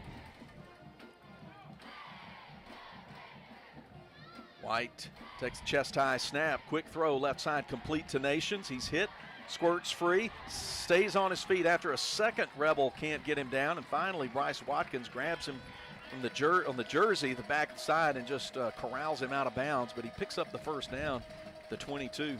Fresh set of downs for the Raiders. He'll come to the line quickly, try to play some tempo, try to get to the legs of the Rebel defense. Handoff, Archie looking for something straight ahead, gets a pretty good gain. Ball's on the ground. Rebels may have it. Rebels has it. We haven't seen the official indication yet, but he did sure enough drop that football when he got hit at the 19. He sure did. No knee was down the either. The officials are unpiling things. And it is Rebel football, folks. There's the recovery. Dylan Jones with his 2nd fumble recovery tonight. Wow. Good stop right there. We needed that. We're watching it on the replay and see who made the hit. Yeah, it looked like Jake Brown may have raked it out of his hands. Sure did. He didn't have full control of it as he was running. And, hey, Jake Brown got the fumble. Bryce Watkins getting helped off the field with a cramp, stiff leg there, but he's headed off. It's late in the ball game, late August. Cramps, it probably won't be the last cramp for the last 5:15. But how about that? J.A. trying to go in to put the dagger in, and the Rebels rake the ball away and recover it at the 18. So Leake's got some life. They turned it over, getting deep into Raider territory, but they got it back. Turnovers can really give you the momentum to do something positive on your drive. So let's see if we can make that happen. Raiders lead the Rebels 10-6, 5:15 to play. 82 yards away from the touchdown. Handoff Welch, and he loses a yard going up the middle. Got clogged up nicely there by Halford and company. Timeout, L.A. Raiders timeout. Rebel timeouts presented by Carthage Veterinary Clinic. We'll take it with them with 5:05 to play. Rebels down 10-6. Dr. Brooke Bobo and his staff at Carthage Veterinary Clinic wish you and your animals the very best. They treat all animals, large or small, with the care you would want for a member of your family. Carthage Veterinary Clinic provide for your sick or injured animals and also offer grooming and boarding as well. Located on Highway 16, Carthage Veterinary Clinic is open Monday, Tuesday, Thursday, and Friday from 7:30 until 5:30, and Wednesday and Saturday from 7:30 till noon. Before you begin those do-it-yourself projects outside your home or business, be sure you know where your underground utilities are located. Always call before you dig. One easy phone call to 811 can protect you from injury and expense. Plus, it's the law in Mississippi. Make the call and avoid serious or fatal injury. For more electrical safety tips, contact Central Electric Power Association, serving you since 1937, an equal opportunity provider and employer. Boswell Media Sports. Philip Palmertree and Jonathan Fitzhugh with you from Jackson. Final 5:05 of this ballgame. We were noticing during the timeout that Aiden Watkins has his shoulder pads and helmet off on the far sideline as well. We were trying to spot Red Atkinson over there and did not see him. He left the game late in the third quarter. He had 2 series where he took a hit on a third down pass play, and he has not returned to the game. George Wilcox, the freshman, has been in since. 2nd and 11 facing the Rebels here. 2 timeouts left for LA, 3 for JA. Brantley goes to the left along with Weaver.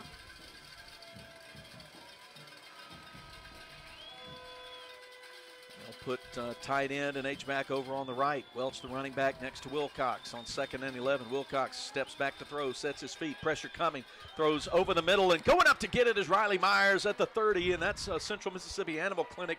First down, LA. Needed that one in the worst way. There's a Raider down at the 15 looking like he's cramping up, and that's that Superman Albert. He gets up on his feet and will limp off the field. So the clock stops for that with 4:58 to go, and I think that's the only player down. Yeah, I thought one of the Rebel offensive linemen was down, but that was just Carter Walsworth was just crouching there for a minute. You know, he may be cooler in the stands, but it is hot on the field. It is. Rhett Stovall into the game at wide receiver, split out wide to the right. Weaver in the slot to the right, and Brantley out wide to the left. 1st and 10 from the 30. Rebels in their own territory. Trying to score a touchdown to take the lead. Straight ahead, Welch to the 40. Hit from both sides at the 45, and he's got a big first down, gaining 15 on 1st and 10. Central Mississippi Animal Clinic first down. Wind that clock down and get in the end zone, boys. Let's win this game. In fact, he got 17. I sold him short. Got a good spot there up to the Rebel 47. Welch with some big runs in this 4th quarter. Same formation. Wilcox out of the pistol. Hands it to Welch. He's got a block. Gets to the 50, into JA territory to the 48 before he's wrapped up. Adonis Terry put the bear hug on him at the 48, but that's 5 on first down for LA. 4 minutes to play. Rebels can stop the clock twice. Welch will come out. Myers into the game at running back. Whit Welch has given his all tonight. He sure has. Welch he's doing a spectacular job right now. 2nd and 5. Snap. Handoff. Myers with a stiff arm. Puts a JA defender on his back and comes to the near sideline. Stops the clock. Gets the first down. Gains 5, maybe 6. But, boy, that's a big run from the big senior. Yep. Great run right there. He found a hole, took down a couple of JA players with him. Hey, they're not laying down just yet. Not at all. Linebacker A.J. Parker just got stiff-armed like he's probably never been stiff-armed. No. I don't know why they're discussing that. That's a first down. I could have went ahead and told them that. Yeah, they mark it at the 43 in JA territory, but 1st and 10 Rebels. Welch will come back in. And there, the Myers kind of slow coming off. The officials going to stop action. Myers comes off the field. Looks like he's maybe in the shoulder, upper body area, experiencing some discomfort and pain. Hate to see him off the field, but Welch back into the game. Clock winding, 3:13. Pressure coming from the outside, handoff Welch. And he will surge straight ahead, hammer down to the 40, pick up 3. We go under 3 minutes to play. Raiders lead at 10-6. They led it 3-0 at the half. Ooh, they spotted him back at the 41, Fitz. I didn't like that spot. No, 2nd and 8. No, I thought he got to the line. I think he did. I mean, I really do. But, hey, they don't listen to us. That's right. Nobody's listening. Too. Welch is just gassed. He's got to come out of the game, and Bryce Watkins will come in at running back for some fresh legs. Handoff Watkins. He will get hit at the line of scrimmage and stopped right there. They have lost half a yard in a big play from Adams Kennedy. He timed the snap well and came in and got in that backfield. In fact, they lose 1 back to the 42. So now the Rebels are at 3rd and 9, 2:11, and the clock ticking. The clock is not the friend of LA here. Got to make a big play right here. Time is running down, and you have to make a big play right here. Come together as a team and let's get a touchdown. Wilcox made a big third down play earlier in the drive. Here comes the blitz from the outside. Wilcox rolling out to the right. Under pressure, he's hit from behind. Ball's loose. And he's back on it. Looks like Wilcox got it, and Fitz is right, but he's sacked back at the 49, and now the Rebels are in deep trouble. Clock going under 1:40 to play, and it's going to be third down and very long. We have 3 timeouts left. I don't know why we're not stopping. Yeah, we got 2, and there we go. Used 1. Now there'll be 1 left. He's marked at the 49 in Leake territory. We'll take the timeout with him. We'll be back with the Rebels trailing 10-6 with the final 90 seconds coming up. Baptist Leake Primary Care Clinic understands that pediatric care is much more than treating a sick child. Anya Jones, certified pediatric nurse practitioner, wants to keep your child healthy and active by offering a complete list of pediatric care to infants, children, and young adults. Appointments and walk-ins are welcome. Saturday appointments are available. Call 601-267-1470, option 5. Baptist Leake, making your health care our #1 priority. Boswell Media Sports. 4th down and 22 facing LA at their own 49. No, excuse me, no, I'm off on that. That's 4th down and got to count it back again. 4th down and 17. Excuse me, no, 18, yeah. 4th down and 18. They've got to get to the 33. They're at their own 49s. Either way, it's 3rd and long. Rebels huddled up on the far sideline along the numbers, going over this play that will determine whether or not this game continues. And you got to get the first down here, or JA can run out the clock. Minute 28. 1 timeout left for Leake Academy. Got to get 18 yards. Game rides right here. Got to get to the 33. It's all or nothing here, guys. Brantley split out to the left. Myers in the slot on the right. We'll bring in some protection. Got Owen Hitt in the game as an H-back to the left. Welch, the running back. Wilcox takes a high snap. Pressure coming from the outside. He steps up in the pocket. Going to heave it up left side for Myers, but it's underthrown and intercepted at the 20. And that will end it for LA unless something wacky happens on a snap here. The play was there. Had double coverage back there, but that's the play you got to make. You got to find your playmaker. Yep, you got to find it, like you just said, your playmaker. Raleigh Myers, he just stepped back a little bit. I mean, if he was 2 yards ahead of where he was at, he probably would have caught the ball. But hey, that's why you call it football. I mean, that's why you call it the game of football. The Raiders will take over after the interception. They'll mark it officially at the 19 after the INT, but it's victory formation time for JA. Stay with us for the Piggly Wiggly post game. We'll wrap this one up from Jackson, but it looks like JA is going to be able to run out the clock and go to 2-0. Maybe we can get a penalty on JA right now. They'll snap it back, down it. Leake will, and looks like they're not in a mood to take the timeout. Well, Philip, you lost, Atkinson tonight. I think he's fine. He's just got a little winded, but hey, when you get your best player out of the game, you just got to figure it out. He and George Wilcox are over on the home side about the 40-yard line. It looks like Rhett's got some kind of wrap around his right arm, right elbow, shoulder area. We're the last people who need to be diagnosing anything, but that is what I see across the way as the Raiders will snap it back, down it, and they should be able to walk out of here and celebrate a home victory as the clock is reset. So the final 20 seconds will tick down, and congratulations to JA. They won a tough ball game tonight against a tough LA Rebel football team. We go final here from Jackson. The Raiders defeat Leake 10-6. Stay with us. We'll get you to the Piggly Wiggly postgame right after this as Leake Academy football continues. Tired of being tired of laundry? Let me tell you about the laundry lifesavers, Gibson Cleaners. Yes, I'm probably talking to you females out there because let's be honest, y'all are the ones getting stuck with the dirty laundry. Should I say it again? Gibson Cleaners, your laundry lifesaver. Just drop it off on your way to work, have a great day, and pick it up on your way home. Now prop up your feet and relax. Thanks to Gibson Cleaners, your official laundry lifesaver for life. 446 Beacon Street in Philadelphia.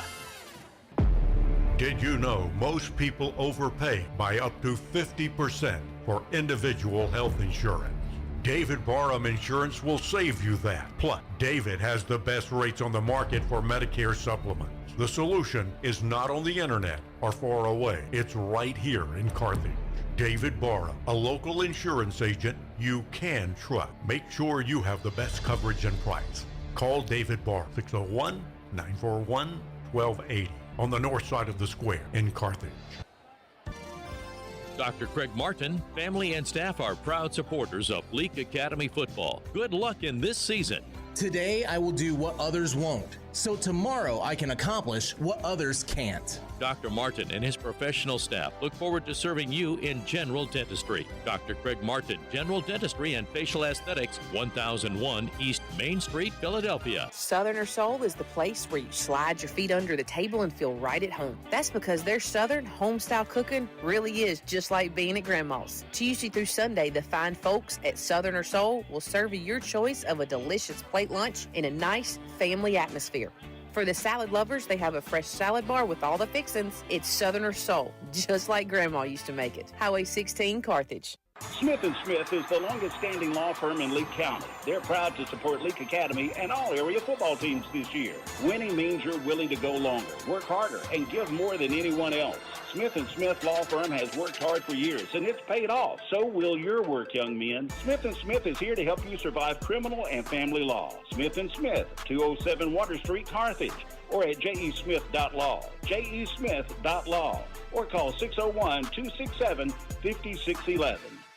Attention, deer slayers. We are talking to you. Why should you make Neshoba County Co-op a priority? They are the hunting headquarters. Repeat, the hunting headquarters. Come get your game plot mixes and fertilizer today. They have your tree stands, game cameras, scents, and knives too. Neshoba County Co-op has the most abundant line of camo clothing and rubber boots you hunters out there are looking for. Oh, and don't wait. You better do your Christmas shopping while you're there. Neshoba County Co-op, Main Street, Philadelphia. What's stopping you from shopping local? It's hard to tell what's actually local and what's just called local. At Piggly Wiggly in Carthage, local means right here in Carthage. Here at Piggly Wiggly, local and freshness are two very important words. Freshness means a lot in your kitchen, and local means a lot to our community. Supporting local because we are local. Piggly Wiggly, with a convenient location just off Highway 16 in the heart of Carthage. Shop local from your friends at Piggly Wiggly in Carthage. Boswell Media Sports. Here goes the Piggly Wiggly postgame from Jackson, where the Rebels fall 10-6 to JA tonight. LA 1-1 on the season. They've got Starkville Academy at home next week. JA will will play here at home against Winston next week. But let's take a look at the scoreboard first, then we'll bring Jonathan in and recap it. But first we'll take a look at tonight's scoreboard, a couple of MAIS scores, and then we'll give you a few MHSAA scores as well. But Brookhaven Academy at half jumping all over Central Holmes 40-14. Halftime score, Hartfield leading Magnolia Heights 21-0. Some games in the area, Madison Central all over West Jones, fourth quarter 50-6. Louisville and West Point always is a tussle. The Wildcats lead the Green Wave 7-6 third quarter. Brandon, third quarter lead over Oxford 29-14. Starkville leading Columbus at the half 28-0. And looking a little further down here, Choctaw County leading Winona at half 15-14. Haven't had any good updates on this one in a while. But, we got some things changing here. A few other finals. Let's see, Oak Forest get there's MRA playing Oakland and Tennessee. Oakland Patriots defeating the MRA Patriots fourth quarter 49-27. So MRA probably going to lose their first ball game to an excellent out-of-state, powerful ball club. And scrape just a couple of more. North Pontotoc leading Tupelo Christian Prep 35-0 third quarter. And that'll be good for us for now. We'll come back after we take another break, and we'll sum this one up, and we'll also name tonight's In Sports Players of the Game. The final here from Jackson. Raiders defeat the Rebels 10-6.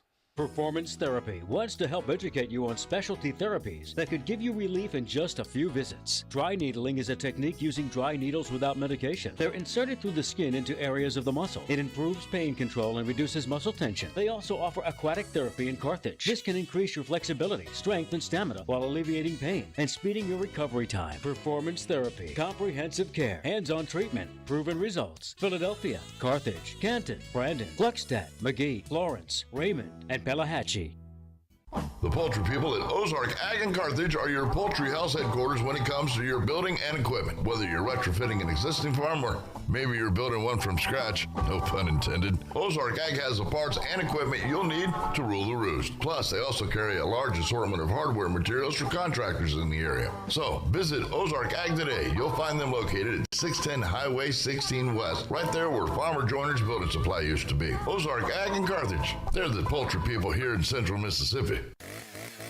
Get top dollar for your timber and the least possible damage to your property with Welch Forest Products in Union. Professionals in forestry care, management, and cutting. Welch Forest Products provide final harvesting, pine plantation thinning, and site preparation and care. They buy land with or without timber. Welch Forest Products. Call Bo Welch at 601-774-8200. Welch Forest Products in Union.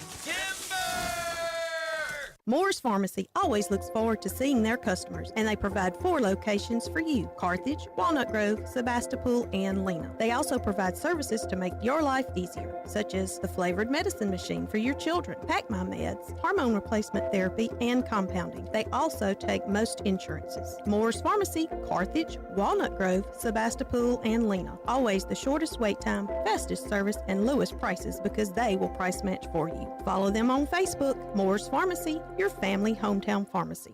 If you are looking for a career and want to make great money, Winston Plywood and Veneer is looking for amazing and highly motivated team players. Wages starting at $15.25 to $25 an hour. For production trainee, material handler, heavy machine operator, and millwright. Winston Plywood and Veneer offers healthcare, dental and vision insurance, personal time off, 401k, attendance and referral bonus program. Apply at your local Win Job Center or Indeed.com. Winston Plywood and Veneer is an equal opportunity employer. Baptist Leake Primary Care Clinic understands that pediatric care is much more than treating a sick child. Anya Jones, certified pediatric nurse practitioner, wants to keep your child healthy and active by offering a complete list of pediatric care to infants, children, and young adults. Appointments and walk-ins are welcome. Saturday appointments are available. Call 601-267-1470, option 5. Baptist Leake, making your health care our #1 priority. What's stopping you from shopping local? It's hard to tell what's actually local and what's just called local. At Piggly Wiggly in Carthage, local means right here in Carthage. Here at Piggly Wiggly, local and freshness are 2 very important words. Freshness means a lot in your kitchen, and local means a lot to our community. Supporting local because we are local. Piggly Wiggly, with a convenient location just off Highway 16 in the heart of Carthage. Shop local from your friends at Piggly Wiggly in Carthage.